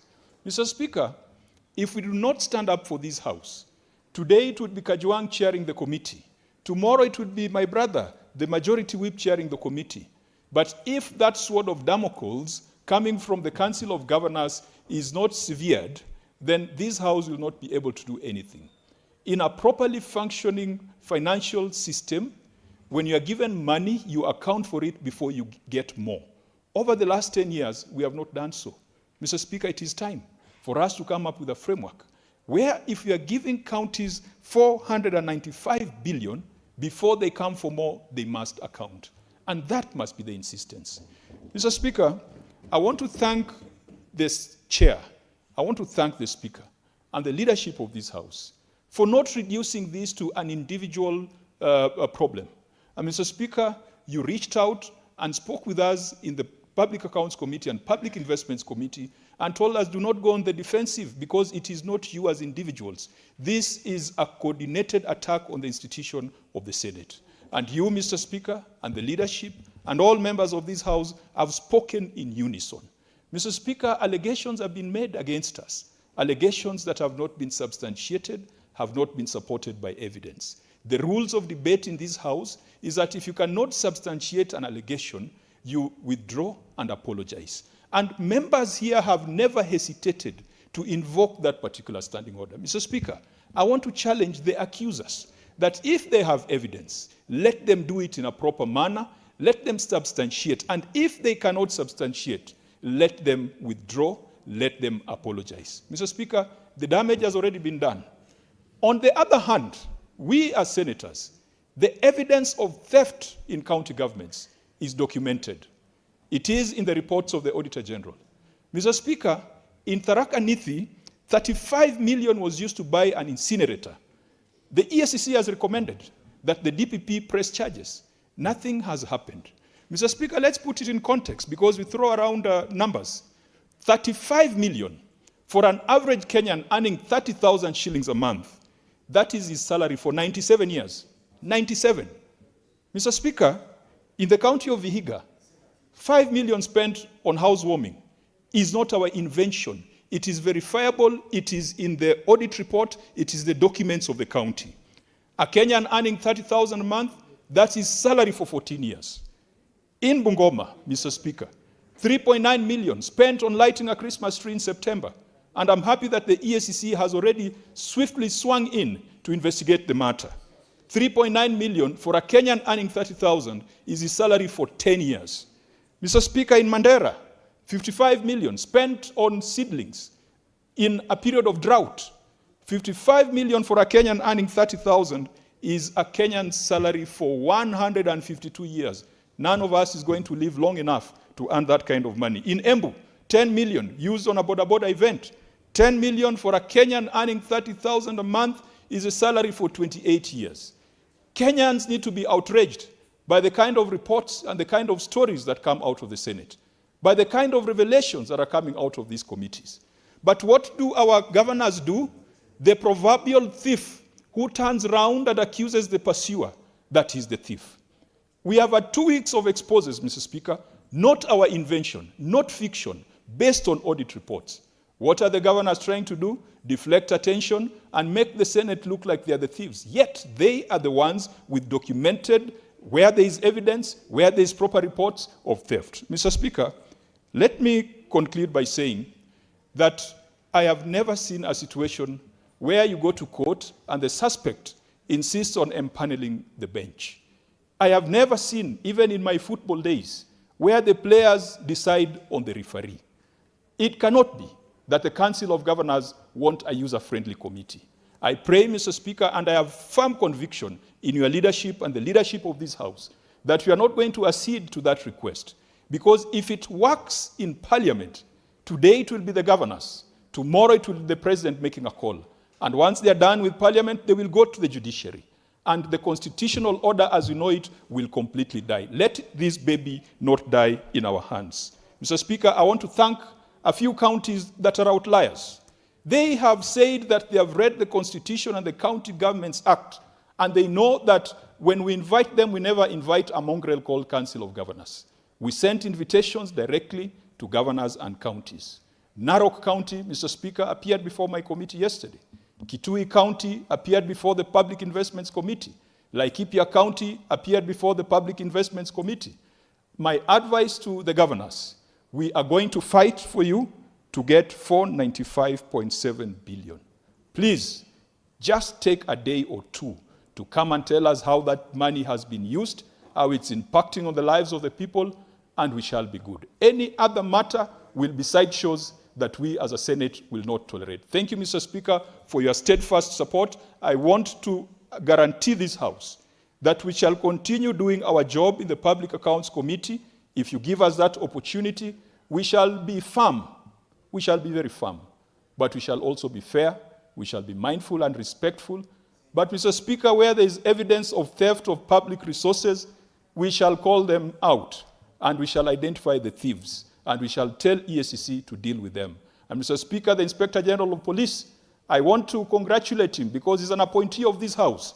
He appeared before my committee today, and he confirmed that he agrees that Article 125 puts him in a position of responsibility to produce governors. And his conclusion was this: if a governor refuses to come to the Senate, you just need to write to us and tell us the date and the time when you need that governor. And they'll produce that governor within 24 hours. Thank you, Mr. Speaker, and I want to thank the House for standing for the institution called the Senate. Senator Murango.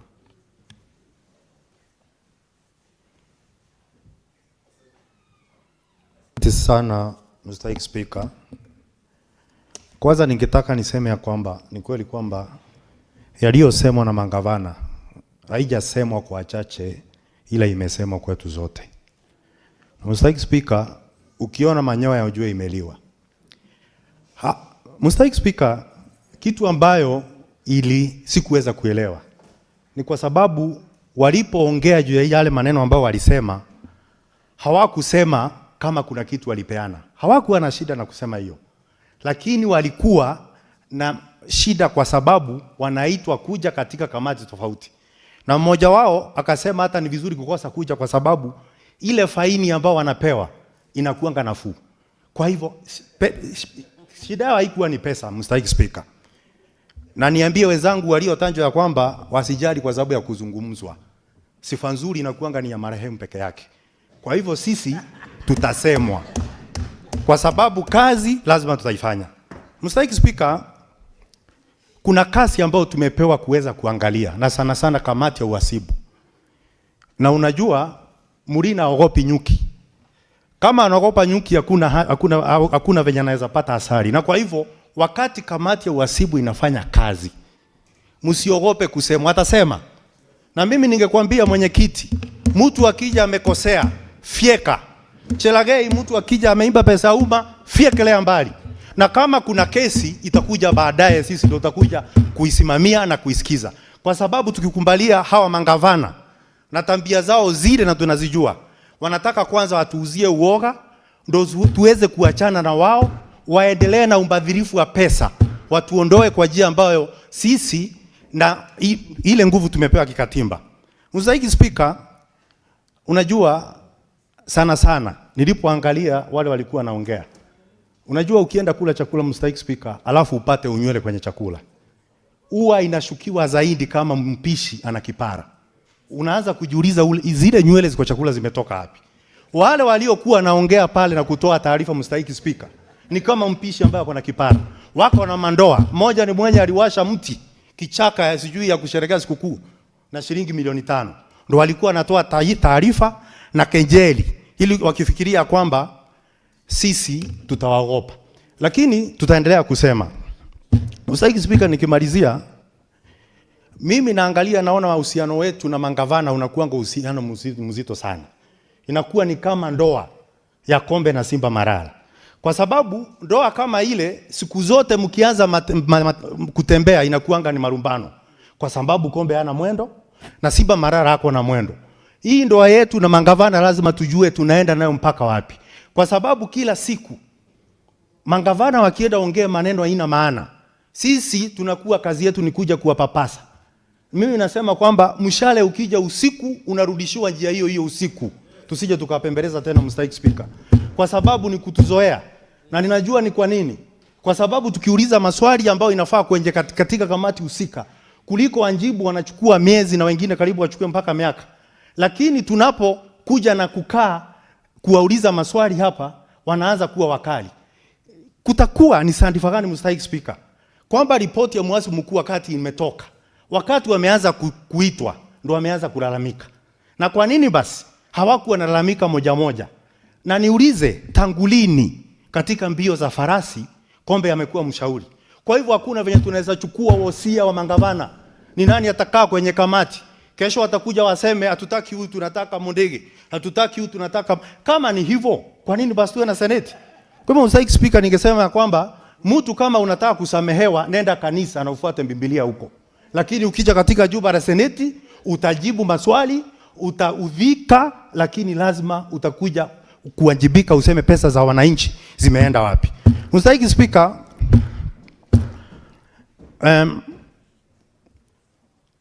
mimi nitamalizia kwa kusema kitu moja. Niseme ya kwamba sijakaa kwa muda mrefu katika nyumba la seneti. Lakini ujue mwenye anataka kukumaliza na wewe uko na jeshi lako, ataanza kuua wanajeshi wako ambao wanaonekana ni shupavu na wenye wako na nguvu. Kwa hivyo katika mchakato wote unaona wa mangavana wamelenga wale watu wanaona wanaweza simama akaongea bila uoga. Na ndio maana ukiangalia wenye wametajwa unajua ni watu ambao wanaweza simama na wakaongea. Ndio wanataka kwanza waseme watolewe hao. Ndio kuonekana kama kuna nafasi ya udhaifu. Ili gavana akija anasalimiwa, alafu kuna maombi, alafu anabarikiwa, anakunywa chai, naambiwa anaenda nyumbani ni salama na usalimie mkeo. Tusikubali hiyo, mstahiki Speaker. Asante sana, mstahiki Speaker. Senator Olekina Ledama.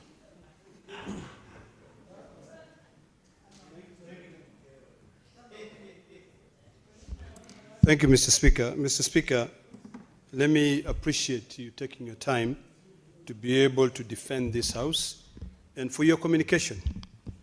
Mr. Speaker, I'm quite saddened by the position taken by the Council of Governors.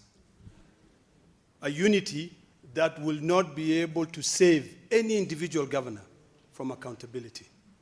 Mr. Speaker, regardless of the allegation, oversight is a must. And these governors know very well that the Senate has been established by statute, by the Constitution, to be able to defend the interests of the counties and their government. Why is it that it's okay, and we are the darlings of governors, when we are fighting for them to get more monies? Why is it that it's okay for us to be able to fight among ourselves when we want more monies to go to our counties, but it is not okay for county governors to be able to come and to be held accountable? Mr. Speaker, the Senate does not audit county governors. The audit is carried out by the Auditor General. And today, Kenyans will be shocked when they hear facts. And I'll take a minute or two, Mr. Speaker, to be able to highlight certain facts which have been laid by the Auditor General on specific counties, that today I've taken it upon myself to call upon the EACC and the DPP to proceed further and investigate. Number one, Mr. Speaker, If you look at the issue of Kisii County, and I'll be very candid on this, there is the issue of ongoing unsupported work expenditures and post-audit adjustments masking potential fraud. Those are not the words of my colleagues in the Park Committee. They are not the words of this Senate. That is the finding of the Auditor General. Wajir County, Mr. Speaker, there are large unsupported payments with inadequate documentation risking ghost northern projects. Those are not my words. Those are the Auditor General. Nyeri County, Mr. Speaker, there are delayed reconstructed accounts and year-end expenditures, surge suggesting concealment. Those are not my words. Those are the Auditor General. Mandera County, there is a chronological impossible payment, predated invoice, and bulk voucher without verifiables. Let's move to Busia County, Mr. Speaker.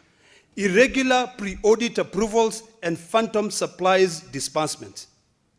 Bungoma County, and I'm particularly perturbed with Bungoma County because the current governor sitting there was sitting in the chair, Mr. Speaker. The auditor has cited serious issues, including split transactions to evade threshold and repeated vendor overpayment. Mr. Speaker, if you go to Embu County, which my colleagues have already alluded to, there are specific issues to do with cash control lapses and unverified advances in service delivery. Let's move to Homa Bay County. Let us all be candid today. There is disputed bursaries, health allocation denied by the end beneficiaries, Mr. Speaker. If you go to schools, the teachers will say, we did not receive those bursaries. You go to health facilities, they'll say, we did not receive that money. Let's go to Vihiga County, Mr. Speaker. There is missing project files and adjustments, heavy bursaries and work programs. And now, icing on the cake, Tharaka Nithi. There is sequential voucher alteration, post-submissions to cover malfeasance or wrongdoings, Mr. Speaker. Mr. Speaker, if the county governors who are tasked with the fiduciary responsibility are not willing to be able to be accountable, what exactly are we talking about here? Why should we even be standing here and fighting for 495 billion shillings to go to counties? Most of those governors, I dare say, were hustlers. They lived in apartments in Nairobi, but today they live in manicured mansions, travel in helicopters, fleet of vehicles.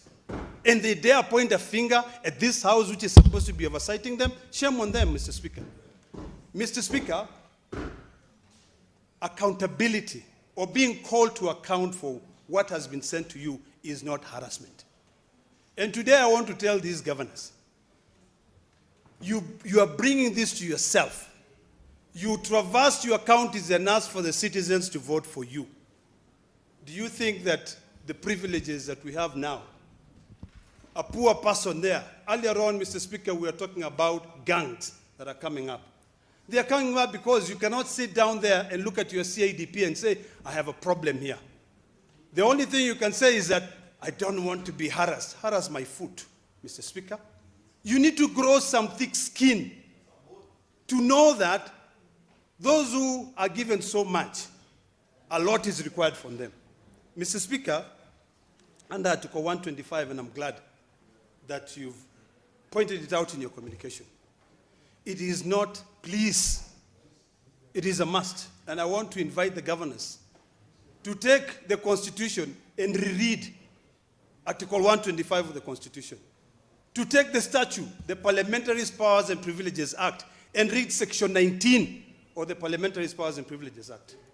Mr. Speaker, I know earlier on we were talking about, maybe adjusting the figures. And I heard my colleague talking about saying, I'd rather not show up and pay the 500,000 shillings, which I'll be penalized.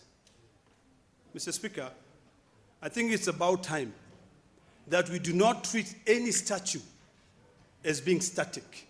It is about time that we look at the consequences, intended and unintended, in terms of our legislation, to guarantee accountability. It is wrong, Mr. Speaker, that because the fine is 500,000 and that money is not your own hard-earned money, It is money that you'll get from the public offer that you're willing to be able to pay as a fine. Mr. Speaker, I want to conclude by saying this. Every governor out there must uphold the fiduciary responsibility. And remember that today you are there, tomorrow most of them will be crying to come to the Senate. I want to tell you that Council of Governors will not defend you when you go to court. In fact, the courts have already upheld the position of the Senate. And they have already made a determination that the Council of Governors cannot defend you on issues of fiduciary responsibility. The Council of Governors can talk about devolution. They can come together and say, let's lobby the executive, let's lobby Parliament together for more money to go to our counties. But I want to remind them that the Council of Governors will not be there when you are being prosecuted, when you are being asked to account for the money that you've been entrusted, a fiduciary responsibility. In fact, most of them will be saying, hey, even me, they're coming after me. So ESCC, ODPP, it is upon you. Let us not, for the sake of future generation, let us not turn those audit reports as just documents that the Auditor General has spent so much money and manpower to be able to unearth the rot, you know,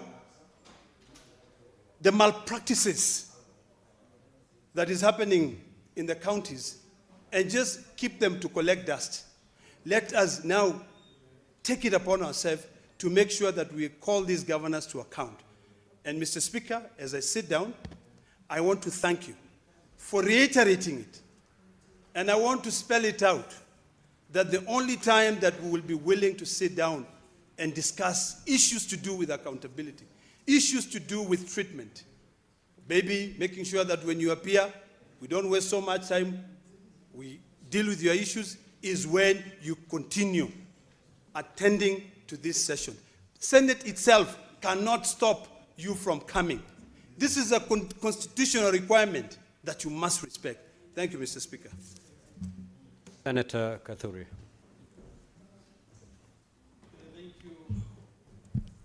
Thank you, Honorable Speaker, for the opportunity also to give a comment or two on this matter that has really elicited a lot of public attention, Mr. Speaker. Mr. Speaker, you know, even without going very far, the role of the Senate is very, very clear, like day and night, Mr. Speaker. Mr. Speaker, this House, as in Article 96(3), determines the allocation of national revenue among counties as provided in Article 217 of the Constitution of Kenya, and exercises oversight over national revenue allocated to the county governments.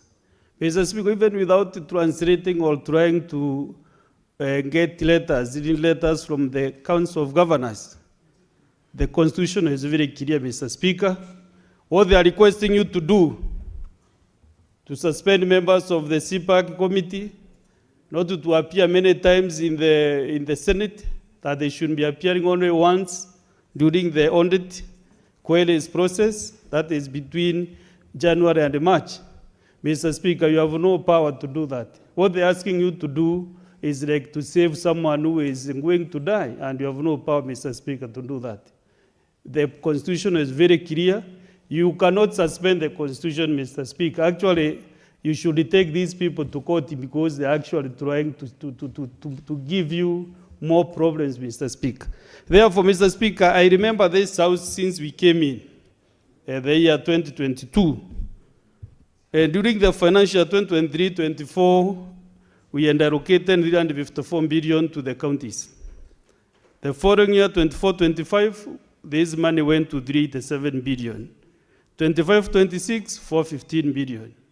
Mr. Speaker, I remember in the year 2024-25, before the financial bill, we had allocated 405 and we had agreed. Mr. Speaker, I was the co-chair of the mediation committee between myself and Honorable Ndindi Nyoro. You know, when we were negotiating governors were calling me every time. They were happy, clapping, that we are really determined to give them more money. Then if we give you more money, if more is given to you, more is expected from you as in accountability, Mr. Speaker. They were very happy indeed. They're always happy when we are discussing money issues in the Senate. Mr. Speaker, you know we are champions of devolution. We are always telling the national government, please devolve functions and also devolve resources to the counties. But then what are we getting from the governors? They are really throwing rotten eggs to the Senate, Mr. Speaker. You know, the Senate does not, the County Public Account Committee, CPIC, does not summon the Council of Governors to appear before these committees. It is the responsibility of that particular governor to account for the resources that goes to his county. But when these failures, the failing governors, when they fail, they just call for a meeting so that now all of them can do what we call mob justice to the Senate, Mr. Speaker. Even today, tomorrow, the following day, there will be no invitation coming from you and the clerk of the Senate going to the Council of Governors. Letters are written directly to the respective governors because the accountability is not joint accountability. It is the particular governor who should account for the resources, Mr. Speaker. And even now, you see, it is very absent. If you go to the committee like CPAC today, even the chairman of Council of Governors is writing letters requesting for more time so that he can appear. But then he's parading governors saying, we shall never appear. But then he's still talking to the committees that give me more 2-3 days so that I can appear and clear myself. You know, there is no genuinity in this matter, Mr. Speaker. And therefore, I want to advise the governors, and most of them, Mr. Speaker, if you scrutinize, all these governors who are in the press conferences have been members of parliament. I don't want to mention their names, but if you scrutinize them, their counties have been mentioned here by my colleagues. 2 or 3 of them have been registrators. And they have beef, maybe I don't know whether they did not perform when they were serving this house or the lower house. Mr. Speaker, I served with them also in the National Assembly, some of them. Others served with other colleagues, the chair CPAC in this house, Mr. Speaker, including the Speaker used to sit where you are sitting, Mr. Speaker. Therefore, I don't know why members who have served in the legislature are more aggressive than those who have come from other quarters to become governors, Mr. Speaker. Therefore, Mr. Speaker, I'm happy that you have given a very good guidance. Mr. Speaker, you are also very magnanimous that besides trying to suspend committees, trying to say they will not appear, you have also given them a date to appear before your leadership, Mr. Speaker, and this is a good thing. Mr. Speaker, today, this afternoon, on statements, not statements, but on the number 3, the majority leader has tabled so many other reports from the Auditor General, going to the counties, going to CPAC, others to CPIC. Mr. Speaker, when they say they will not be appearing before the Senate, all these reports being read here every afternoon by the majority leader, where shall we take these reports, Mr. Speaker? Do they want us to close the Senate and go home? Let me tell you, Mr. Speaker, I've sent it again, even this week, that the governors have no option. If you don't want accountability, go and do your personal issues, decide, and don't go and do your personal business, because you will have no public scrutiny when you are going losses into your own personal business. So, Mr. Speaker, thank you for this time. And Mr. Speaker, I think it's the chairs of Speaker and CPAC, you have been so lenient with these officers, state officers. Put your best foot forward from today. Just bring reports. We have been asking you, the chairs, why don't you give us the governors who have misused public resources? Every auditing cycle, even after March, the deadline, just table your report here. To table a very clear report so that we can discuss them properly with your findings, because you have been sitting, summoning them. So table their findings, to table your findings from the committee in this house so that now, the month of March, we can really discuss those reports and see the road that is in the counties, Mr. Speaker. Mr. Speaker, the governor for Meru appeared before CPAC. I was with Senator Moruma. The vice chair was the chair of the session. And we went through the reports. We saw gray areas. And then we said this should be improved, because there are some instances where some money was spent, almost 700 million with the MTF, and nobody knows where it went to. There is no documentation on the roads that were done. So we have said we want the auditors to do special.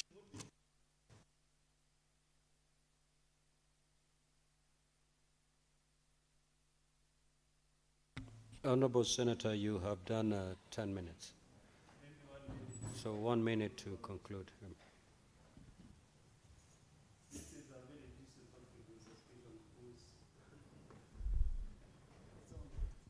Honorable Speaker, sorry, but this is a very juicy topic, because that is why we were elected by the people we represent, Mr. Speaker, to take care of the country. So I was saying, chairs, please let us have very clear reports after this, so that we can be able to scrutinize your findings after the March 30th. Thank you very much, Mr. Speaker, and thank you again. Senator Wambua.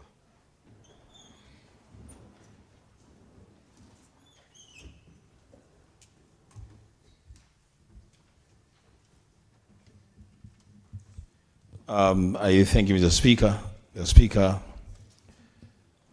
I want to also join my colleagues to congratulate you for the bold decision and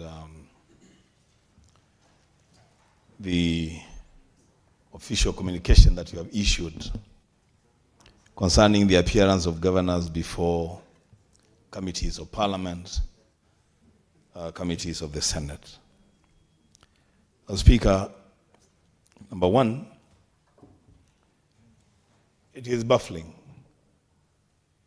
to see governors who are supposed to be heads of county governments coming together, and instead of discussing important issues affecting our counties, they are busy picking and choosing where to appear and where not to appear. They have even taken the joke further, Mr. Speaker, and they want to take it upon themselves to be the people determining which senator sits in which committee. And as if that is not enough, Mr. Speaker, they have issued a threat, which is a very flimsy threat, that if their conditions are not met, they are not going to appear before committees of the Senate. Mr. Speaker, let's speak to these governors straight. The choice of whether to appear or not appear is a choice between good and evil, and it's a personal choice. You can choose to disobey the law or obey the law. You can choose to be guided by the Constitution or not be guided by the Constitution. And there can never be any aspect of collectivity in that decision. You cannot tell us that we have decided as Council of Governors that governors would not be appearing. The Council of Governors does not make accountability decisions for individual governors. Mr. Speaker, secondly, I want to remind the county governors that the appearance before Senate committees is so important that it is actually astonishing that one would even think, leave alone effecting it, think that they can invite the Speaker of the Senate to join them in subverting the Constitution they're asking the Speaker, please come and join us and agree with us that certain things need to happen for us to appear before the Senate. No other than the President himself, and I want Senator Cheragai to hear this, leave alone the governors who represent smaller constituencies compared to the President. The Constitution, Article 132, under the functions of the President. The first function of the President is to appear before Parliament. And that's in the Constitution. That is the first function assigned to the President. Surely, I don't know what these governors are thinking. They want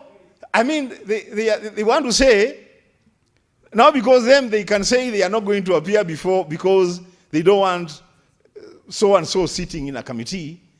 Are they also suggesting that the President should one day wake up and say, because Senator Wambua says one term all the time, I will not appear before Parliament if Senator Wambua is still in Parliament? What kind of thinking is this? What kind of thinking is this? Governors, wake up and smell the coffee. This is not a suggestion. And we are not even pleading with you to appear. Honestly, Speaker, we shouldn't plead with any governor to appear before a committee of Parliament. If they choose not to appear, then so be it. So be it. Because what we do ourselves as senators sitting in committees of Parliament, especially the oversight committees of CPAC and CPIC, the Constitution is very clear. Ours is just to consider and debate the report of the Auditor General. That's all we are called upon to do. And Mr. Speaker, I keep asking myself, if and when a governor appears before a committee, and the report of the Auditor General says that this governor has spent 5 million Kenya shillings for a housewarming party, what are we as senators expected to do? Are we supposed to overlook that report? Or are we supposed to clap for them for spending that money for a housewarming party? When a governor says that we have spent 10 million Kenya shillings from CAIP to do a border event, and it is in the report of the Auditor General, what am I, a member of the committee, what am I supposed to do? Tell the people of that county that that money was used prudently? When a governor, Mr. Speaker, appears before a committee of the Senate, an oversight committee of the Senate, and in their own words, they admit that it is true that they have employees who are working long after their contracts have expired. What are we supposed to do? Now, Speaker, what I'm trying to say is, for us as a Senate, we shall be guided, and we shall base our interrogation on the reports that we receive from the Office of the Auditor General. And if any governor has a problem with any senator, for whatever reason, there are channels that are open for redress. There is a procedure that is open for anybody, not just governors, to raise their concerns with whatever behavior they think is unbecoming of whichever senator. But Mr. Speaker, for governors to come together and list names of senators and assassinate their characters and expect that now after doing that, now they want a meeting with the leadership of the Senate. To discuss what? Mr. Speaker, I thank you for the decision that you have taken. That before any such meeting happens, then the governors must demonstrate goodwill and good faith. They must be seen appearing before committees of the Senate. They must withdraw the letters that they have published out there in social media and sent to the Speaker, and they must apologize and withdraw the remarks that they have made against individual senators, assassinating their characters without reason. Mr. Speaker, as I conclude, when I woke up in the morning and coming here, I was a bit disturbed because I knew I was coming into a leadership meeting and I didn't know what decision the leadership of the Senate was going to take on this matter. As Speaker, I want to go on record that I'll go home a very happy senator. That the leadership of the Senate and the entire Senate of the Republic of Kenya have reaffirmed their faith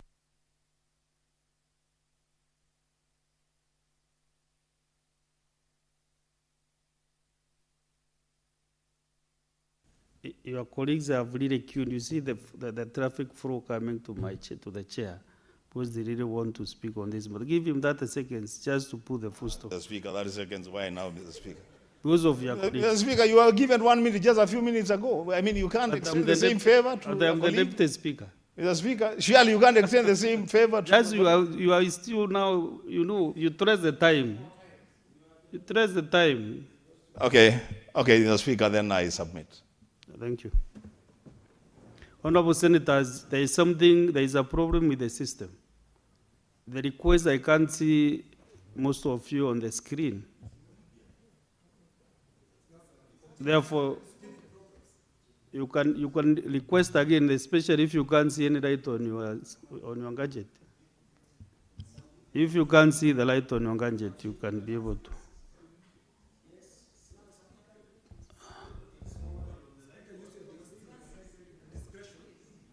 Okay.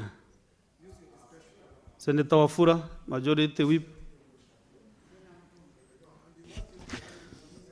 Thank you, Honorable Speaker, for this opportunity for me to ventilate on. I want to request the Speaker to protect me from Senator Faki. He is yelling in the House. Honorable Speaker, I want to weigh in on this matter, where governors are behaving like there are no rules and a constitution in this country. Honorable Speaker, I watched them talk yesterday, and I thought we have no government. I thought we have no Senate. I thought the citizens of this country have gone to the nearby countries as tourists. And our governors were singing this song in Swahili, bora ni enjoy maisha mafupi misipo. Because when a governor says that 500,000 is little money, and the county they come from, children stay the whole day without anything. The floors of their classes are bad. The visitors have nothing. The CHPs, 6 months, from July up to December, November, they were not paid. And some young man says that that is little money. It is an insult to Kenyans. When you look at, Honorable Speaker, where an accused officer is just asking a cockroach to dictate if it is a duck, a hen, or a turkey to adjudicate its case, it can't happen. They must come and be accountable to the people of Kenya.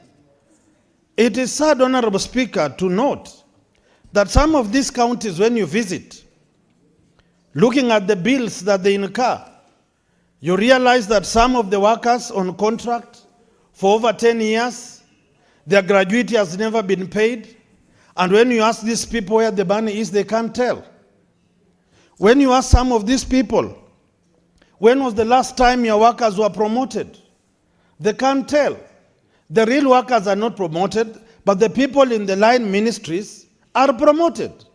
It is bad manners, Honorable Speaker. When you look at some of these people, Honorable Speaker, visit to their hospitals, the county hospitals we have been visiting as a health committee, they have no drugs. The mortuaries are bad. We have people who are held hostage because they can't pay bills. And yet they are here saying they can't be held accountable. We were checking, Honorable Speaker, the running of hospitals under Mheshimiwa Soti. It reaches a time when they simply switch off systems and they resort to collect monies as if they are collecting love offerings in church. And when you look at the books of accounts, monies in and monies into the county revenue fund, the monies do not match. They don't want us to ask those questions. When you look at how they purchase fertilizer and farm inputs, and the way they distribute these things, when you ask them, do you have a farmer's inventory to dictate how you're going to distribute these things? They don't have. But they are busy behaving like benevolent dictators in this country. The law must be followed. This must be held to account. Honorable Speaker, we were looking at the books of Bungoma. How can you fail to surrender or remit statutory deductions of workers for very, very many months? And yet you want to go back to the controller budget and ask that they give you another allocation to pay? We will not accept this. So we are asking the governors of this country that you are here for a period and a season. Do what you ought to do and give us peace as Kenyans. Someone, Honorable Speaker, was telling senators, if Mheshimiwa Kajwang, if senators go out in counties, to counties, it's called county tours of oversight. Then a governor tells you as a senator, you have no right to inspect programs and projects on the ground. He is simply telling you, you are not a voter, you are not a Kenyan. Any senator can visit any program, any project, anywhere, to confirm if it is there or not, unless the governor was simply ferried or imported from a country not known in this country, in this world. So we are telling governors, we as senators, we are going an extra mile to confirm the projects that we are seeing on paper, if they are reflected on the ground, and the quality of work on the ground, and if the people were involved to ensure that program is done. We have a scenario, Honorable Speaker, where people just sit in an office and say, because these children look malnourished, put 30 million for porridge. When you confirm from the factory versus what is on the cup, my good Speaker, these guys are behaving like the proverbial Ananias in the Bible. So we have to catch up with them, stamp up our authority, and I will request the Senate, we need to invite EACC. These damning reports that we are reading and presenting to Kenyans every day. Like in Bungoma last year, also under your committee, we looked at the bursary and scholarship fund in Bungoma. Millions of shillings could not be accounted for. The chairman requested EACC to do a forensic audit. They have not done it. My governor is saying because the EACC has not given a report, we can't pay. But I just saw the books. 2024, 2025, somewhere 2023. There was some money for bursaries and scholarships. I don't know where it went to. And I'm telling you, my friend, Ken Lusaka, I'm coming for you. You must be held accountable.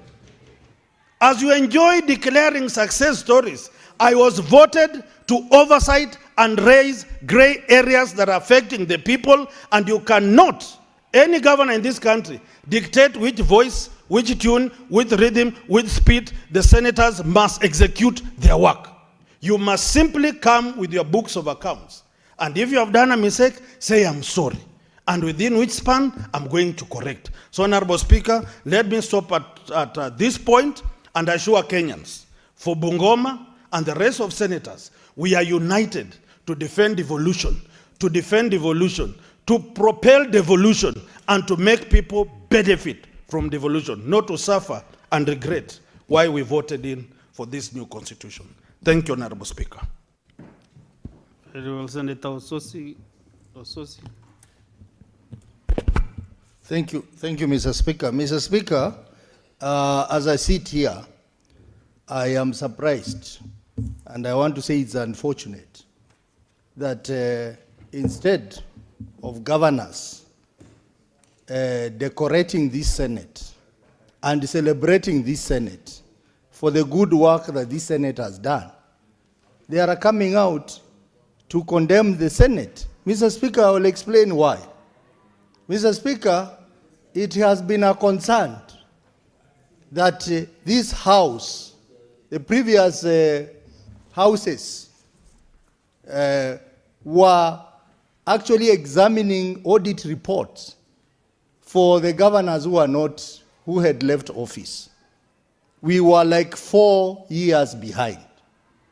When we came in, we were doing 2018 financial year, 2017-2018 financial year. But Mr. Speaker, these two committees of the Senate, the PAC committee and the PIC committee, have worked so hard, Mr. Speaker, to ensure that we are now current. Because now we are working on 2024-2025 financial year, which is the current one. Mr. Speaker, when you see governors are complaining and getting worried, it is simply because this House has worked so hard to ensure that we are dealing with the current report and we are dealing with the governors to respond to the issues while they are in office, not to come and respond to the issues of the previous governor who was there. And that's where the fear is, Mr. Speaker, because we interact with these governors, and some of them have been telling us that you are too fast. Why can't you delay so that someone else will come and answer my queries? Mr. Speaker, these committees, we must be celebrated by Kenyans for being current.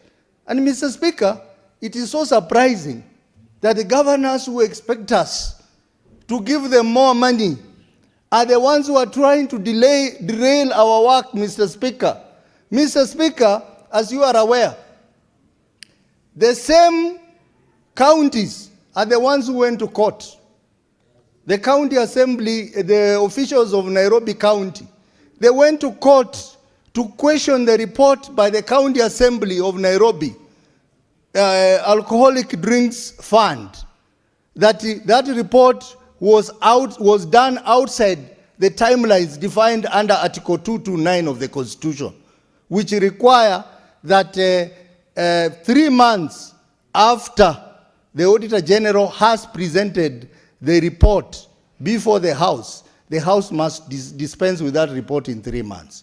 Mr. Speaker, as a result of that court ruling, the Speaker of this House directed that we must comply with Article 229 of the Constitution. And this House had done so well. Mr. Speaker, members of these two committees have been here since January, second week of January, trying to deal with this report so that they beat the deadline.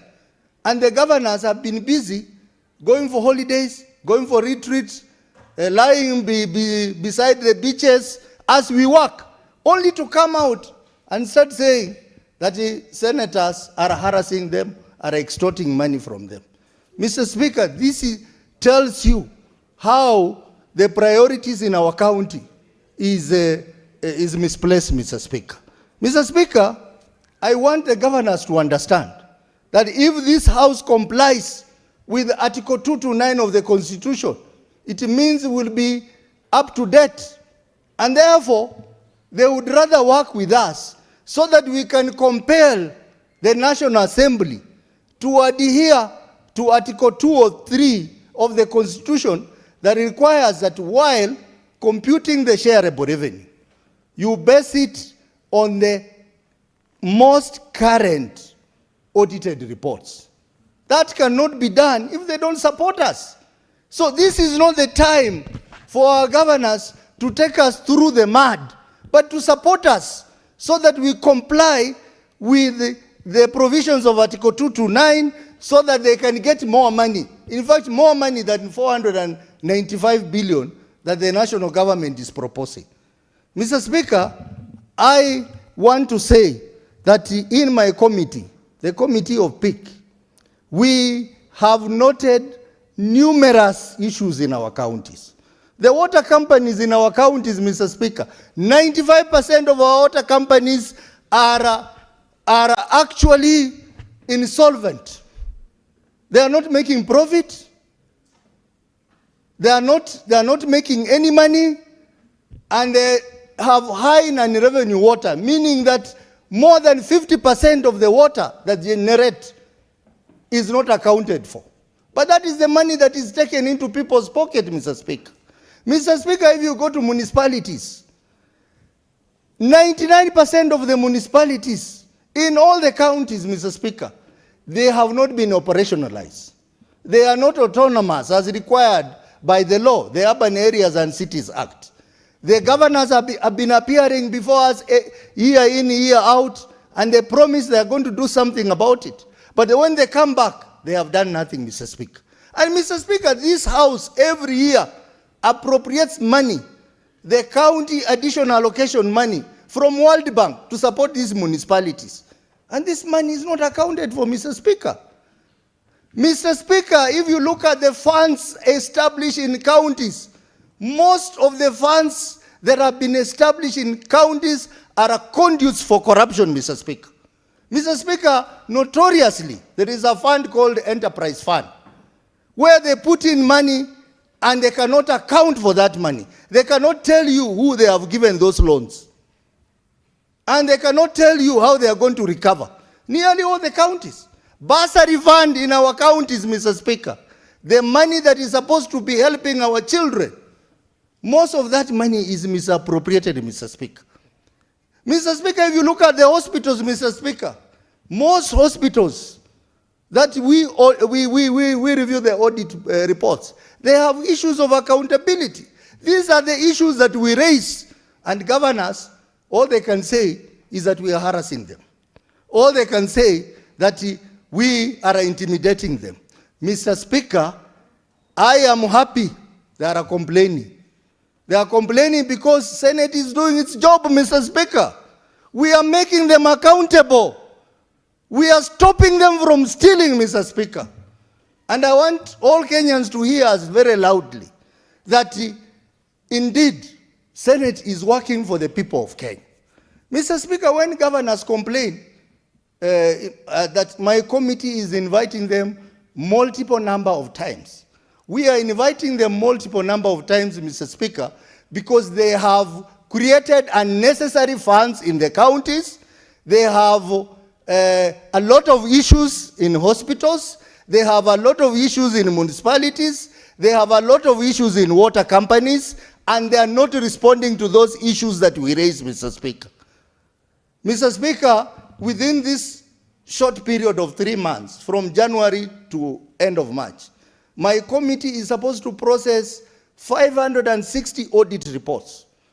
Mr. Speaker, if you divide by the 47 counties, then you note that averagely each county has 12 reports. The governors are telling us that they want us to process 12 reports in one sitting, Mr. Speaker. We are not there just to touch and go, Mr. Speaker. We need to interrogate issues which are in those reports. And we came up with a formula and said, because of the need to beat the deadline, we will do 4 reports per sitting. And therefore, each county is supposed to appear before us 3 times. They are now complaining that they will not come to our committee 3 times, but they will only come once. Mr. Speaker, that is one way of avoiding the audit issues that are raised in those reports. We have made a decision as a committee that any governor who will fail to appear before us, Mr. Speaker, 1, we will surcharge him for the cost of that meeting. 2, we will adapt the report of the Auditor General as it is and recommend prosecution of the officers involved where there is misappropriation of funds. Mr. Speaker, a significant number of counties have not been complying with the Public Audit Act that require that they submit financial statements. And the law says if you do not submit financial statement, then 3 things can happen to you, Mr. Speaker. 1, imprisonment for 5 years, or a fine of 5 million, or both. We have been very lenient on this, Mr. Speaker, because we want to have mutual engagement with the governors. But now as a committee, we have now decided that any county that has not submitted financial statement to the auditor for audit as required under PFM Act and Public Audit Act, we will apply the law. We will imprison those accounting officers. We will fine them 5 million. Moving forward, Mr. Speaker. Mr. Speaker, I also want Kenyans to understand that the Senate makes recommendations for investigation and prosecution. But our 2 constitutional offices, EACC and ODPP, they need to do their job. We need to see them taking people in so that we don't have these people playing around with us. They know that we will make recommendations and then they'll play their games around EACC and avoid the law, Mr. Speaker. Mr. Speaker, one of the things that we need to do is to call the EACC to appear in the committee of the whole House to explain to us why they are not taking our recommendations, why they are not investigating, and ODPP, why they are not prosecuting the governors involved, Mr. Speaker. Mr. Speaker, this is a very serious matter, and I want to recommend that now that we are working so hard, the 2 committees, to process the reports for 2024-2025, I would request, Mr. Speaker, in the Senate Business Committee, the last 2 weeks before the deadline of 31st, we spare that time to discuss the audit report for each county. We have adequate time, Mr. Speaker. We can suspend everything else, Mr. Speaker, and deal county by county, so that the members, you can appreciate the kind of plunder that is happening in our counties, the kind of mismanagement, the kind of violation of the law that is happening in our counties. Mr. Speaker, I have heard the statement of the Speaker. But Mr. Speaker, moving forward, we should deal with the counties, individual counties, not this amorphous body called COG. COG is proving to be a criminal enterprise, Mr. Speaker. COG is where they sit, they collude on many issues against the people of Kenya. We will want that we deal with the individual counties, because when we appropriate money in this house, we appropriate money to individual counties and not COG. Because COG is not even in law, Mr. Speaker. Why are we bothered about them? And Mr. Speaker, even as they say that they are not coming before the committee, some of the governors are appearing now. Some have even called us and said that we want you to give us this debt and this debt.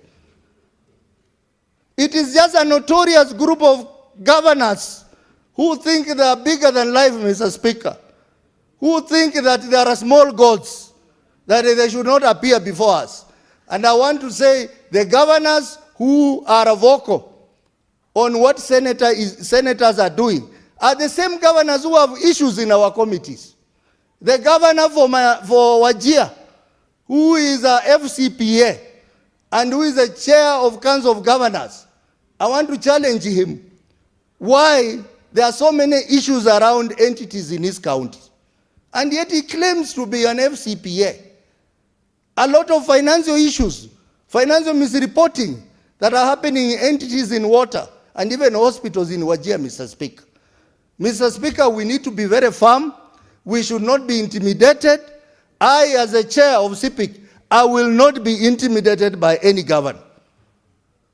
And we are going to do reports based on facts, based on our examination of those reports, based on our deliberations in our sittings in a free, fair, but very firm manner, Mr. Speaker. And honorable members, I want that we support the two committees so that we can have proper governance in our counties. And Mr. Speaker, Senator Wakoli has also raised an issue about intimidation that senators are facing on our ground. That governors have the audacity to convene rallies with their officers and condemn governors because of their work here, Mr. Speaker. Mr. Speaker, I think we also need to look at the conduct of some governors. In my region, Mr. Speaker, Western region, the governors are not working. They have started early campaign. They are in campaign committees. The four governors, Governor Lusaka, Governor Otichilo, Governor Baraza, and Governor Otuom, that they have already started campaigning for seats in 2027 for a particular candidate for president. Using county money, Mr. Speaker. Mr. Speaker, this will not be tolerated, and senators from the region, we have said, we will not allow you people to use county money to campaign this early. Focus on delivering services to the people of your respective counties, Mr. Speaker. Mr. Speaker, I would like to urge the governors to work very closely with senators, because we are the ones who appropriate money to you. You cannot appear like you want to fight us.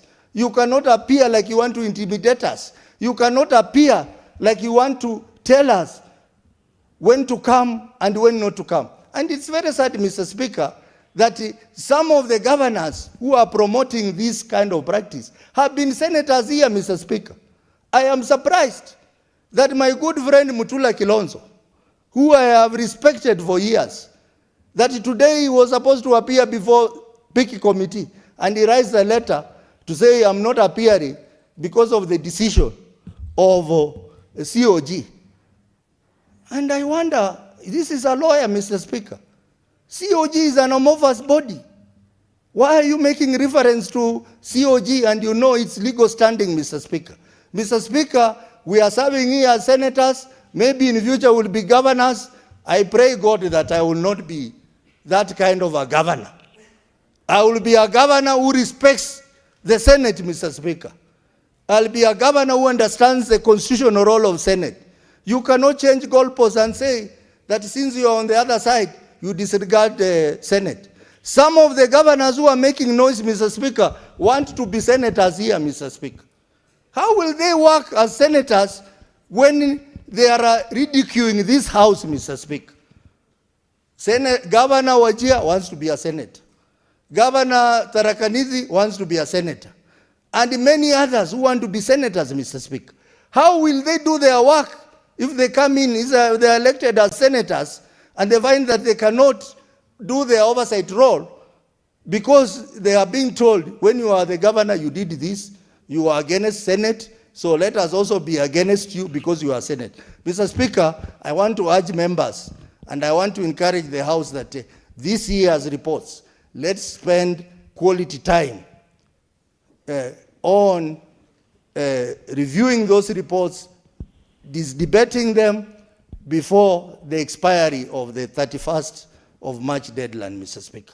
Mr. Speaker, I support the statement by our Speaker, and I want to thank the Speaker for his firmness. I want to thank the Speaker for refusing to be intimidated by anyone.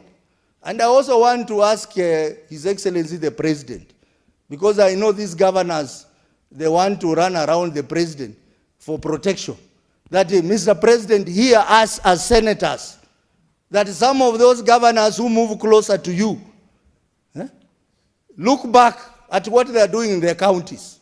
Look back to the audit reports that are before this House, and let them serve the people of their respective counties in a fair, transparent, and accountable manner. Mr. Speaker, I support. Okay, very well, Senator Tabitha Kiroche.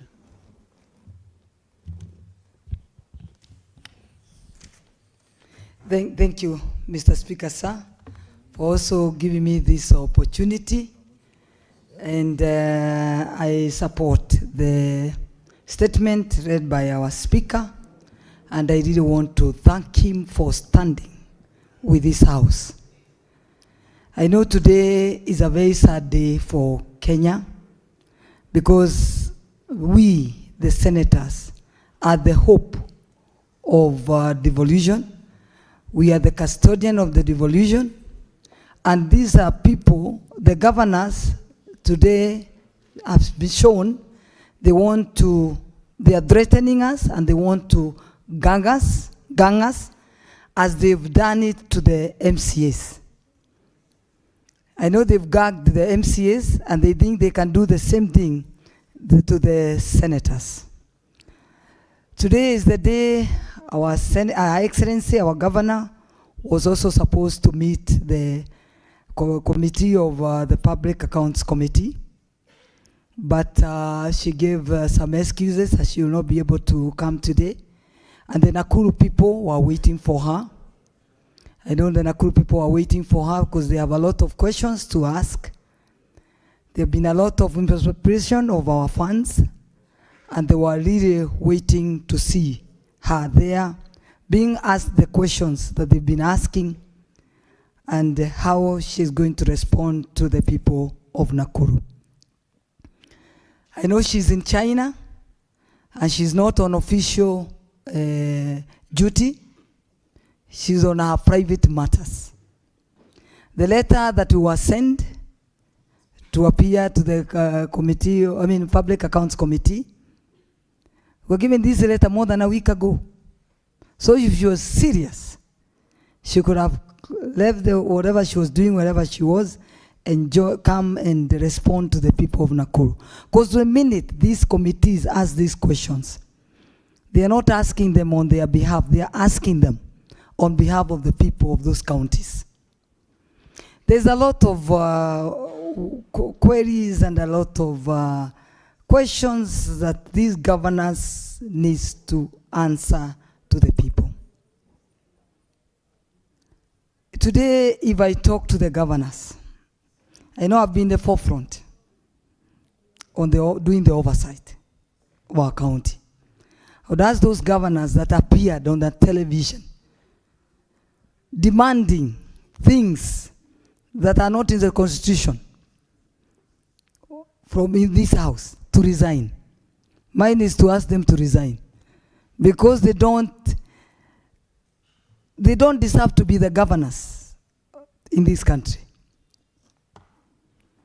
If you look at the auditor report or control of budget report, you'll see the Nakuru is one of the counties that has not done any development to their people.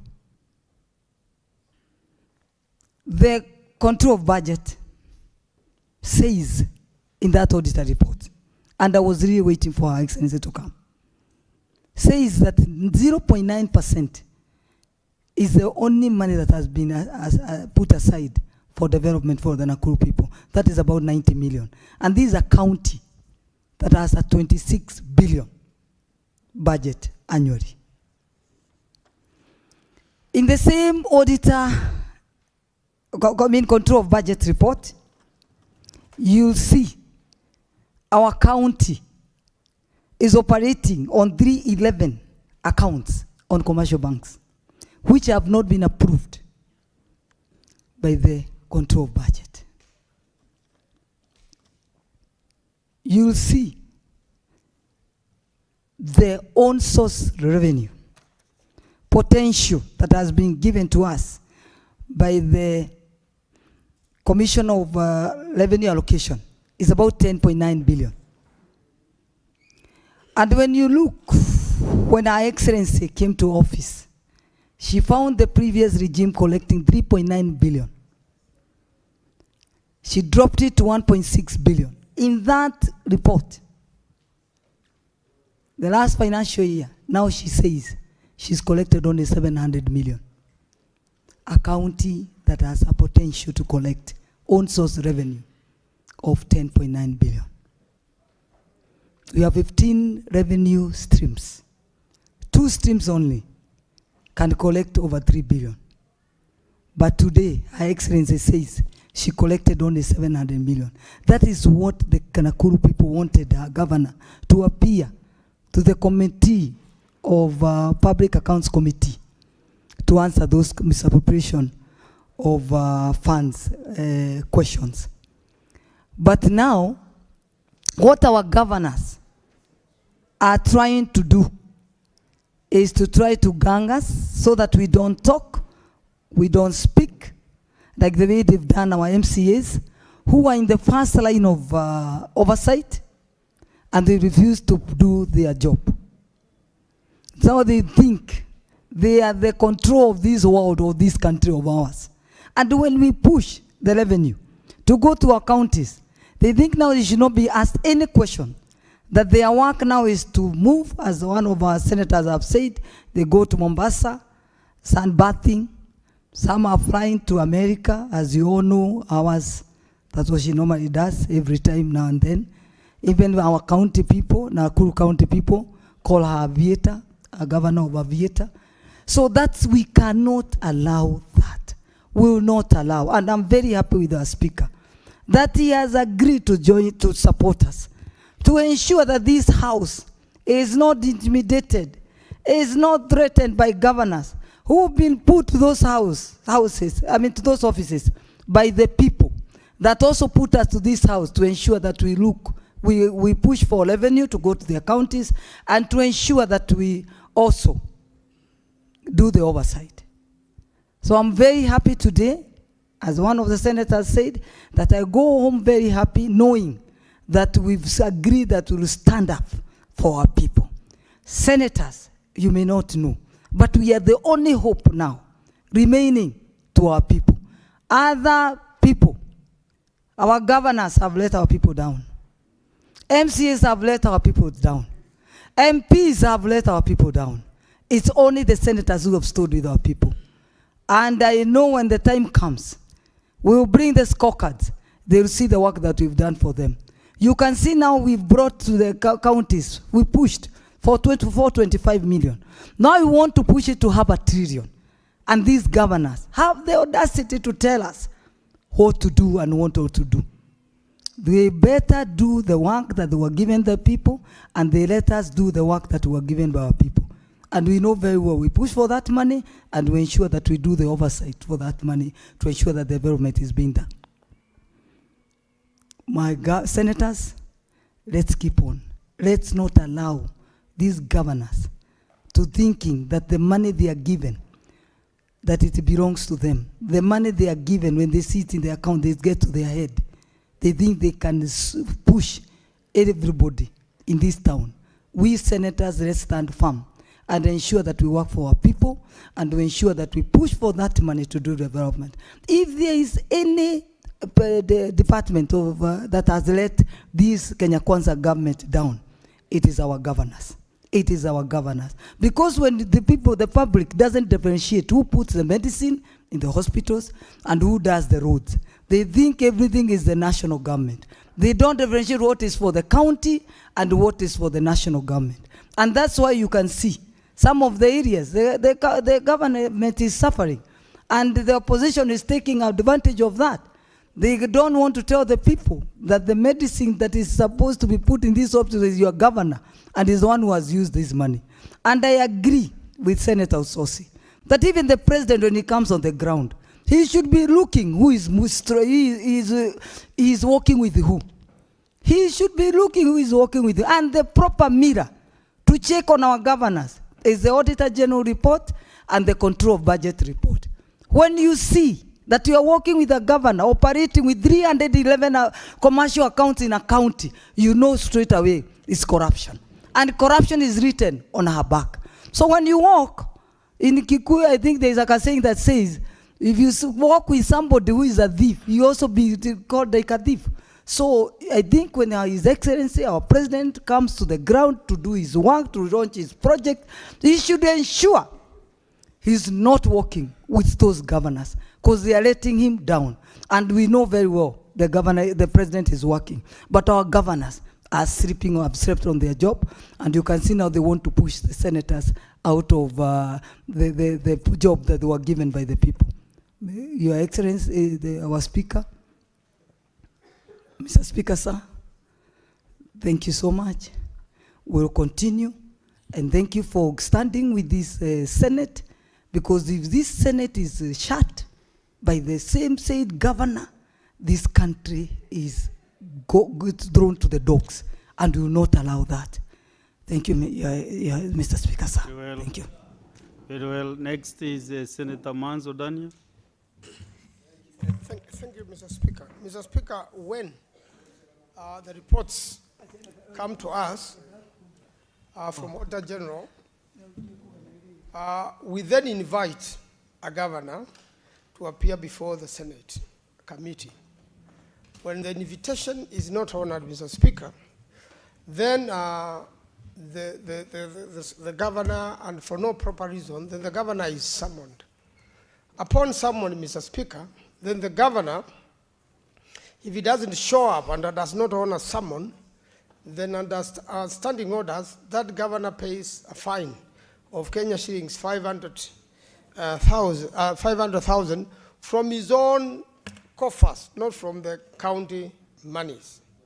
In the event the governor fails to pay that amount, then, Mr. Speaker, now that the committees and the Senate operates with a mandate equivalent to one of High Court, then, Mr. Speaker, Article 244 of the Constitution kicks in, which is objects and functions of the National Police Service. And in 244B, it reads, prevent corruption and promote and practice transparency and accountability. So at that particular moment, even in the High Court situation, the courts use the police. And that's why I'm very happy that the IG appeared before Senate committee this morning and gave his commitment to adhere by Article 244 of the Constitution, and said when he is called upon to enforce arrest of a governor, he will do it with immediate effect. And not only when we give reports of corruption, when a governor commits a cognizable offense, the police should move suo moto without being moved by anybody, investigate that governor either through DCI or the police itself, and arrest that governor and charge them. In event of a conviction and to the highest level of appeal, then the governor has to vacate office. So there's no governor, Mr. Speaker, who is above the law. There's no governor who can purport that they are going on strike. In fact, Mr. Speaker, not every governor is bad. There are very many cooperative governors. Despite a challenge or two, Governor Anyang' Nyong'o comes to this house when he's summoned. And he comes very early. He arrives on time. He's very ready with his paperwork and his team.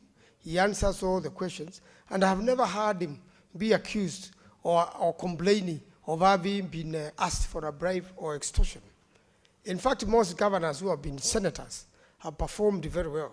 But I'm surprised by my own governor, Mutula Kilonzo Jr., when I heard a letter this morning read that he is seeking to be excused for today in compliance with the COG's protest. And I want to tell him that the protest of COG, unfortunately, is unconstitutional and will be dealt with by the law. So I will advise him the next time he's summoned, he appears and abandons the corrupt governors to face the law as it is. And in fact, Mr. Speaker, I dare say we are personally going to make sure that the Constitution and the provisions of our standing order and any other law applicable to this situation is implemented.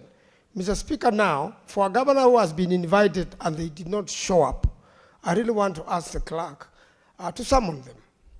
Once they do not honor the summon, then we will proceed to write to them to pay the fine by law. And if they don't pay the fine, because they will be in breach of the law, then we will officially write to IG Kaja, citing this governor for contempt of this house, and asking them to arrest and present them before us. And therefore, in fact, there is a pending request now of Governor Osaburu to be arrested and to be presented before the committee. There are quite a number of governors who appear. They are clueless of what they are doing. For every question they are asked, they turn into the executive, who also have something to hide. And a good example is cited of the governor for Mandera, who allegedly was hosting the president today. The governor of Mandera could not be able to explain to the committee the use of 65 million shillings where he purported to have done seedlings. Mr. Speaker, the climate conditions of Mandera are known. And Mr. Speaker, if there are seedlings of that nature which have been prepared or bought for farmers to be planted, whether for mango or whatever plant along the rivers, can be accountable. This committee should be able to go with this governor on site and show us where these seedlings are and count them one by one. And if they don't, then we hand him over to the police. And therefore, there's no one above the law. If you are willing to be extorted, or if you are willing to give a bribe, it means you have a problem. I have not known Governor Nyang' to give any bribes or to complain of any extortions. He does not bother about it. And he's not the only officer in government who presents perfect work. There are quite a number of officers in government who are very good with their job, Mr. Speaker. And therefore, we want the ones who have a problem to emulate the good ones. A lot of monies now are unexplained from the counties. A lot of monies are unexplained for those governors who have already joined the bandwagon and are using their monies to fund activities of political parties. They are also using these monies to fund presidential campaigns, 2 early presidential campaigns. This money is meant for the counties. And even the main government, we really push it to get the allocation. We really push them to send the money in time. Mr. Speaker, up to now, there are so many counties without roads. There are so many counties without water.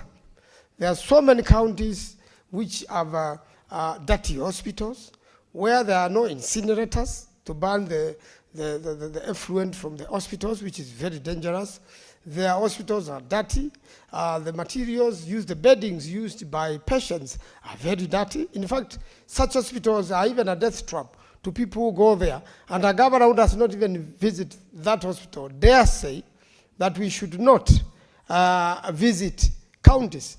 Mr. Speaker, today, the IG has offered to give us full security when we go to apprehend governors in their counties, when we visit, when we go to inspect, so that no senator will feel intimidated.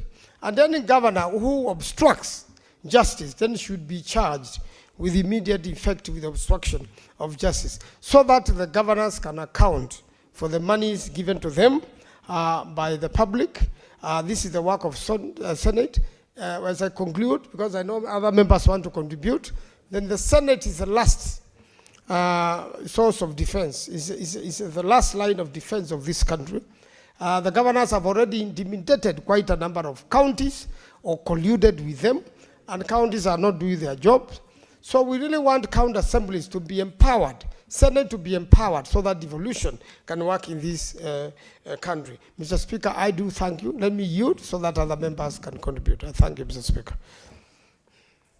So, honorable senators, through consensus, we have agreed that because we have 5 senators left, then we can do 5 minutes each, so that at least all of you can be able to make a comment. Senator Chalagay.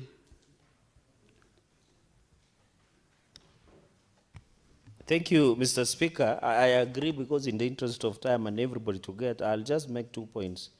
Mr. Speaker, as everybody has said, the work we do as Public Accounts Committee is anchored under Article 229 of the Constitution 2010, where we consider the OAG reports that are tabled before the House.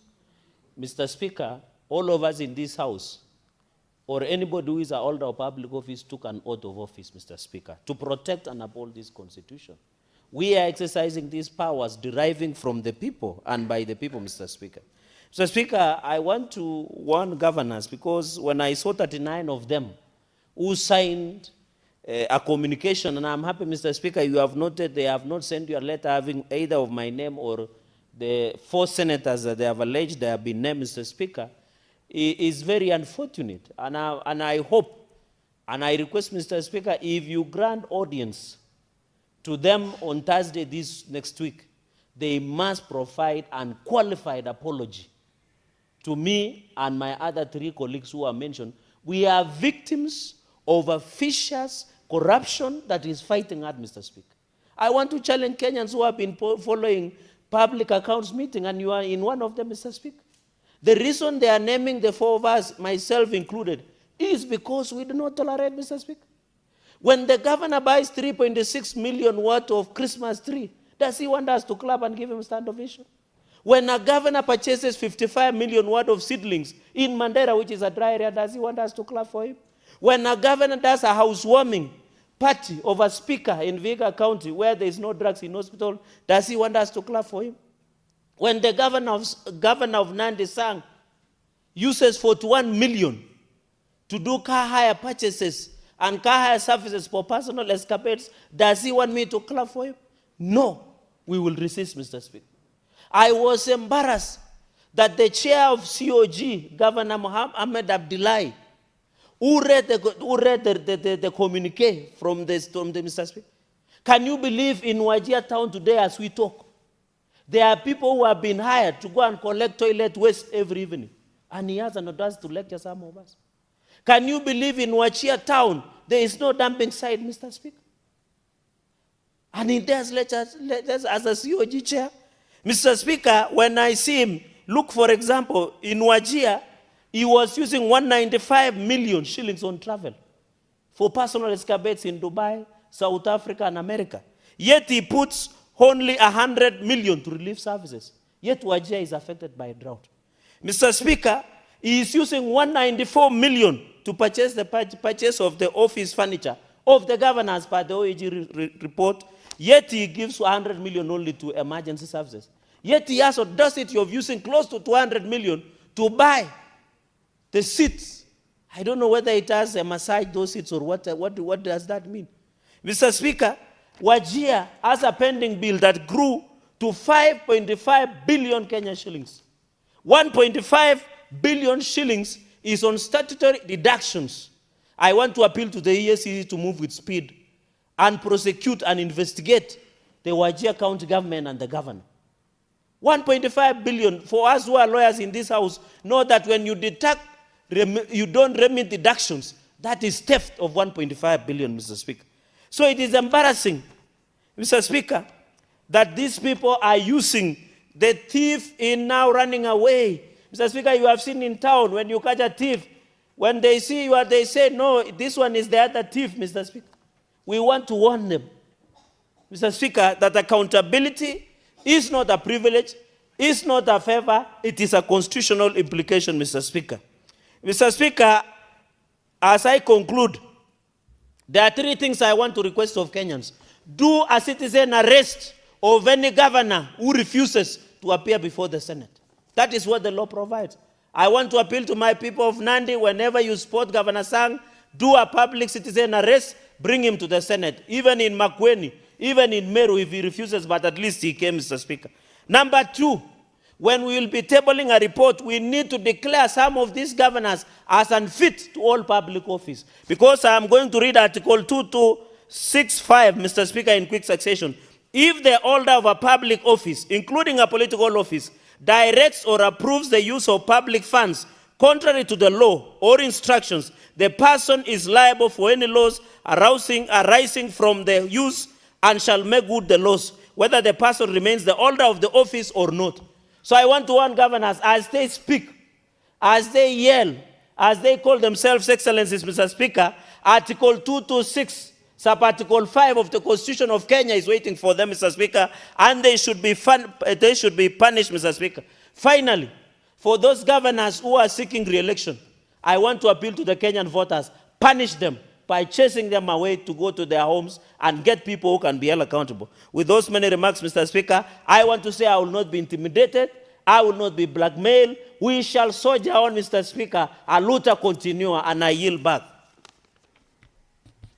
Thank you, Senator Chelagey. I think there is a system failure because after you did your 5 minutes, still you have them. Still the mic is on. So I think the timing. Senator Mohamed Faki.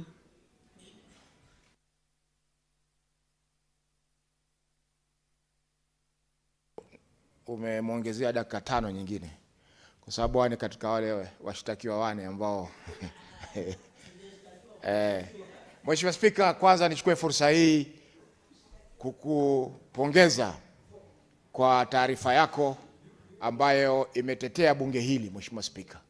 Jambo la pili pia ningependa kuwapa kongele kamati hizi mbili zikiongozwa na Senator Kajwang na Senator Ososi kwa kazi nzuri ambayo wanafanya. Mheshimiwa Spika, nilihudumu katika kamati hii ya uhasibu mwaka 2017 mpaka 2019-20. Na Mheshimiwa Spika, kazi hii sio kazi rahisi kwa kusema ukweli. Na nimefurahi pia kwamba sasa wanafuatilia mambo yanayotendeka sasa. Wanakagua hisabu za sasa. Kwa mfano mwaka huu hivi sasa wanakagua hisabu za mwaka 2024-2025 ambao ni mwaka ulikwisha mwezi Juni mwaka jana. Mheshimiwa Spika, jambo ambalo ningependa tu kuwasisitizia ni kwamba wakati wanafanya hii kazi ni lazima wawe kwa Kiingereza tunaweza kusema steadfast. Hakuna kucheka na magavana ama kupigana pambaje Mheshimiwa Spika. Kwa sababu wanapokuja pale wanakuja kujibu maswali ambayo yanahusiana na ubadilifu wa fedha za umma. Kwa hivyo upande mmoja wewe unawachunguza na upande mwingine unacheka nao kama ambao nyinyi ni marafiki na mlihudumu pamoja katika ubadilifu wa fedha hizo. Kwa Mheshimiwa Spika, kamati hizi lazima zionyeshe sura ya kazi wakati wanafanya huu hasibu, kwa sababu ndio njia pekee ya kuonesha wa Kenya kwamba wako serious katika kazi ambao wanaifanya. Mheshimiwa Spika, jambo la pili ni kuwa ni masikitiko kwamba ripoti zetu nyingi ambazo zimeweza kutolewa katika bunge hili hazijafanywa kazi.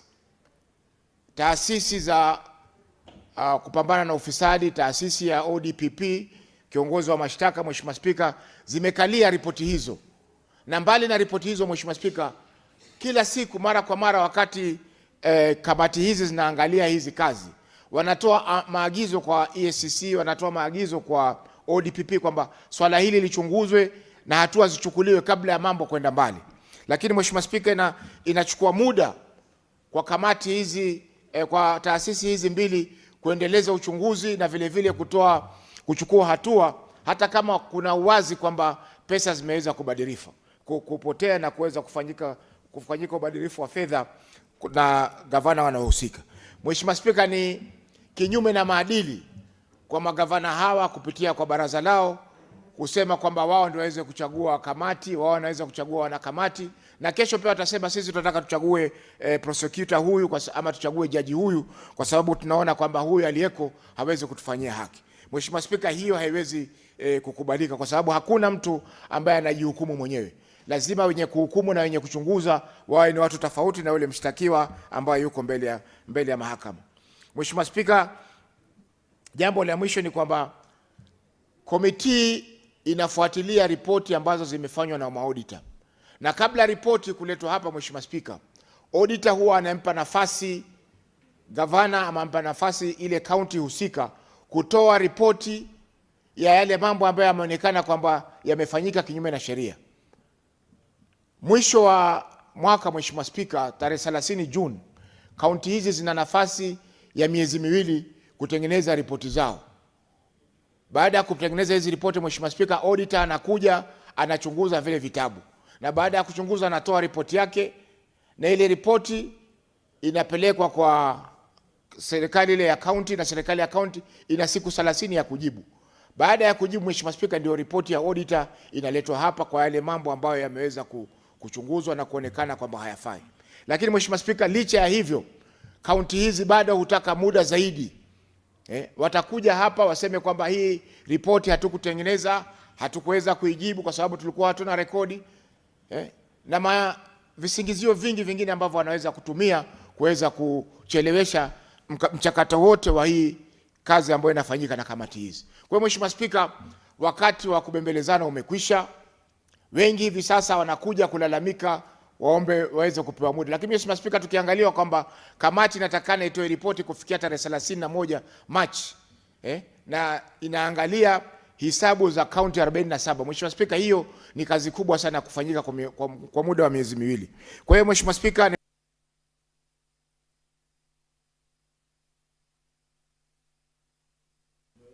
umeyoyoma. Senator Kenywa.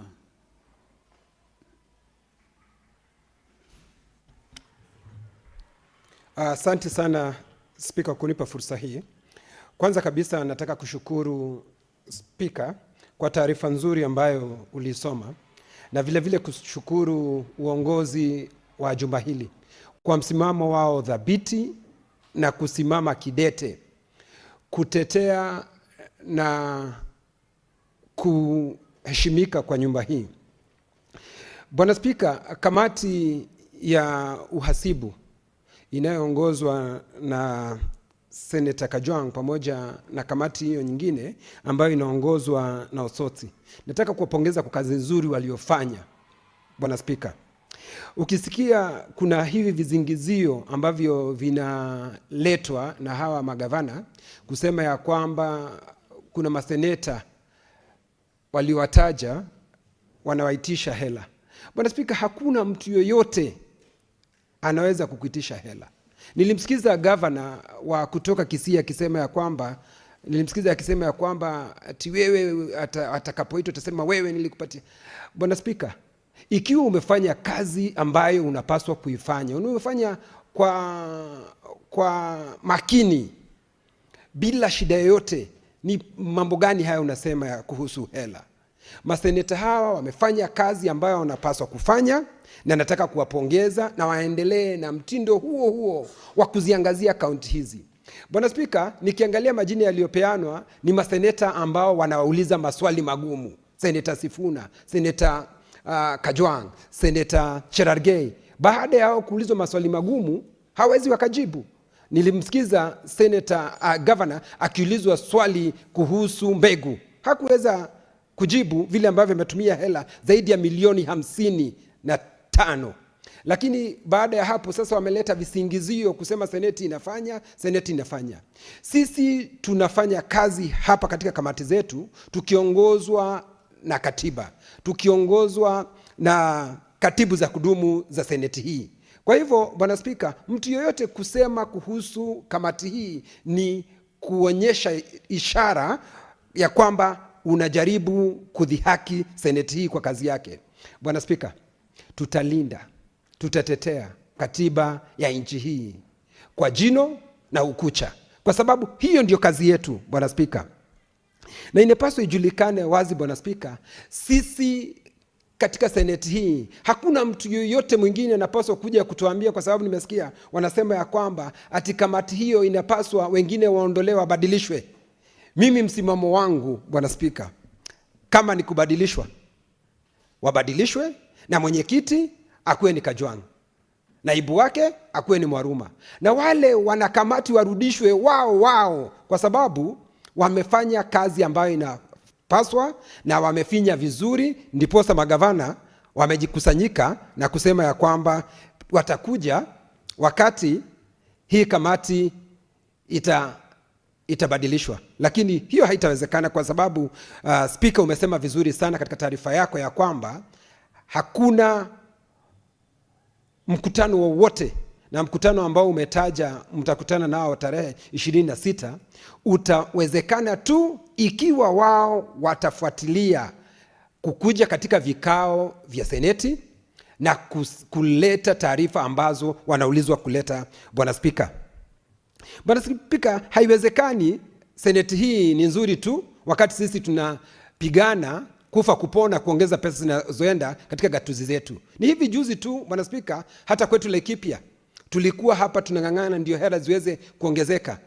Wewe ukaniunga mkono Spika na maseneta wengine, na hela zikaongezeka zinazoenda Laikipia kwa milioni 700. Zile pesa ambazo ziliongezwa kwa kaunti ambazo zilisemekana ni kaunti ndogo, ama kaunti ambazo zilikuwa zinapata idadi kidogo ya hela. Bwana Spika, Lamu, Nyandarua na kaunti zile zingine ambazo ziliongezwa. Lakini wakiambiwa wawajibike kwa zile hela, wanaanza kuleta vijisababu. Bwana Spika, vijisababu, sijui hatuwezi kuja, sijui tunaitishwa hela, sijui tunatukanwa. Wewe magavana, nataka kuwaambia nyinyi magavana, mfuate sheria, kwa sababu katika katiba ya Kenya kipengee cha 125 kinasema ya kwamba seneti hii inapaswa kuita mtu yoyote, awe ni gavana awe nani, aweze kuulizwa maswali na kuleta kama ni ushahidi ambao unahitajika, nyinyi bila kupeana vijisababu. Bwana Spika, unajua baada yao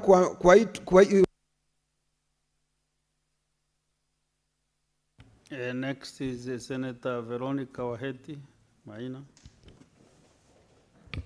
Thank you, Honorable Speaker.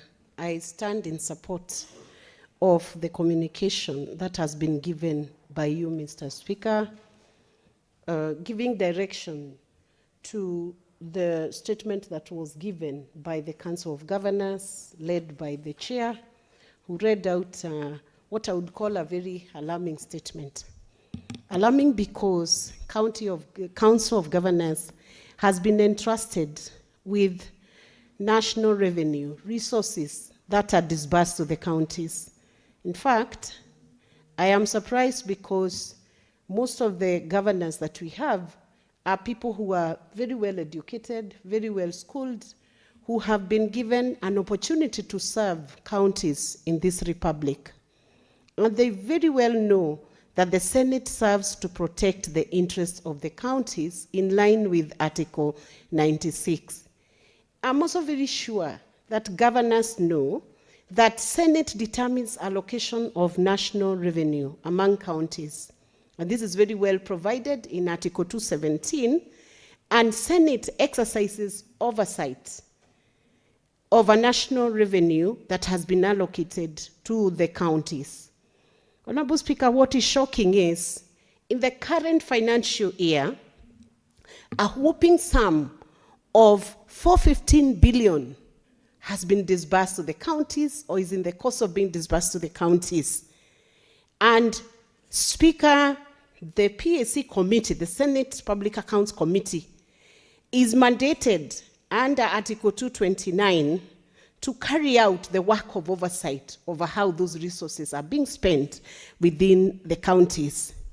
Let me therefore say, with this kind of resource disbursed to the counties, it was shocking, it was alarming, that the only tackle the chair of Council of Governors could give to Senate and to the public of in the Republic of Kenya was to question and allude that there are some senators who are extorting them. I would not deny, neither would I admit. But I would have said, if they have legal personnel in those counties and within the Council of Governors, did they not bother to give more information to the public? Because corruption has riddled our country, and it is important for leadership to take responsibility for statement issued, especially at that level. If a governor has been extorted by senators, do they know the names of the people who extorted them? Do they know the names of the senators? If they do, did they give the money they were being extorted? How much did they pay? What was the source of the money they paid to the senators? Have they reported to EACC or to any other agency of extortion that is existing within that committee? It would also be sad to think that the committee would be extorting. But what I would say, is this the most responsible reaction to a problem if there exists one? I would say this: if the Council of Governors is very serious about the claim and the allegation of extortion, offer more evidence, report to the right desk, seek for support and help. And for the governors, have they paid that money? If they have, why don't you come out and say, I've given 2 million to A, 10 million to B, and this is my support on how I have done that. But to give a statement of that nature, I hope it will not end here, but there will be more accountability. Now, the recourse they have gone for, that they will boycott this committee, which is dispensing its constitutional mandate, is that the response that they should have had to the problem that they were experiencing, if at all. I believe this is a wrong approach. First of all, it is denigrating to the Senate. It shows lack of respect for our constitutional institution. This is Parliament. If governors think they can treat Senate like that, how would they like it if when they are brought impeachment proceedings here, senators decide they will issue a statement that anybody who comes before Senate accused of any offenses, gross misconduct, or whatever it is they have done, abuse of office,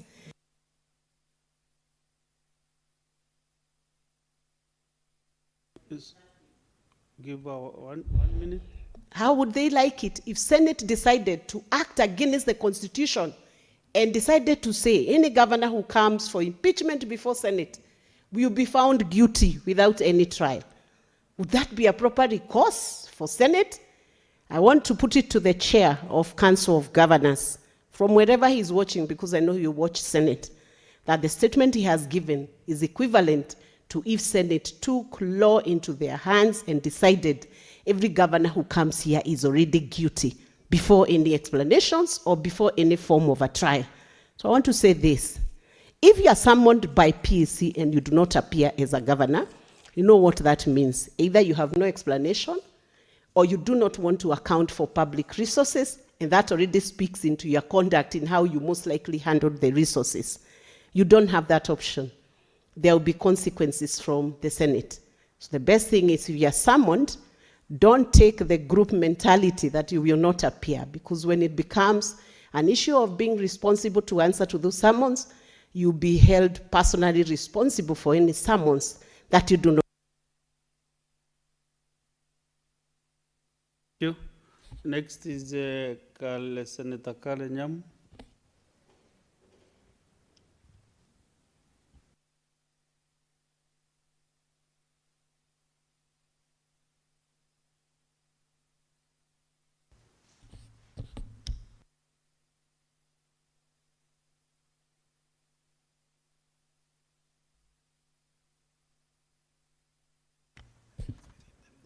Okay. That's the end of the comments on the statement by the Speaker. So let's go to the next order, Clerk.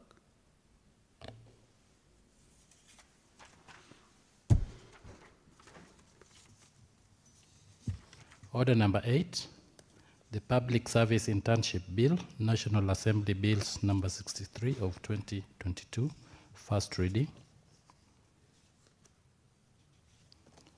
A bill for an act of parliament to make provision for internship of college and university graduates in the public sector, to provide for hands-on training and acquisition of skills by graduates and for connected purposes. Next order. Order number 9, the Basic Education Amendment Bill, National Assembly Bills number 59 of 2023, first reading. A bill for an act of parliament to amend the Basic Education Act and for connected purposes. Next order.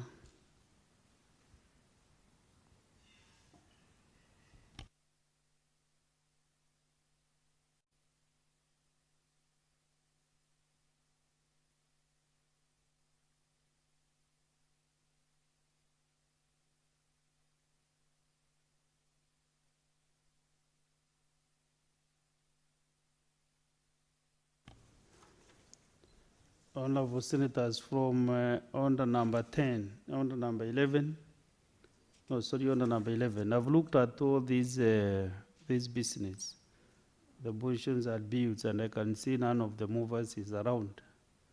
So we'll come to the end of today's session.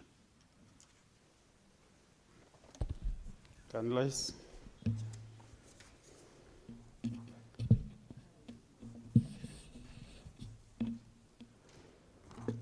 Honorable Senators, there being no other business on the order paper, the Senate stands adjourned until Tuesday, 17th February 2026 at 2:30 p.m.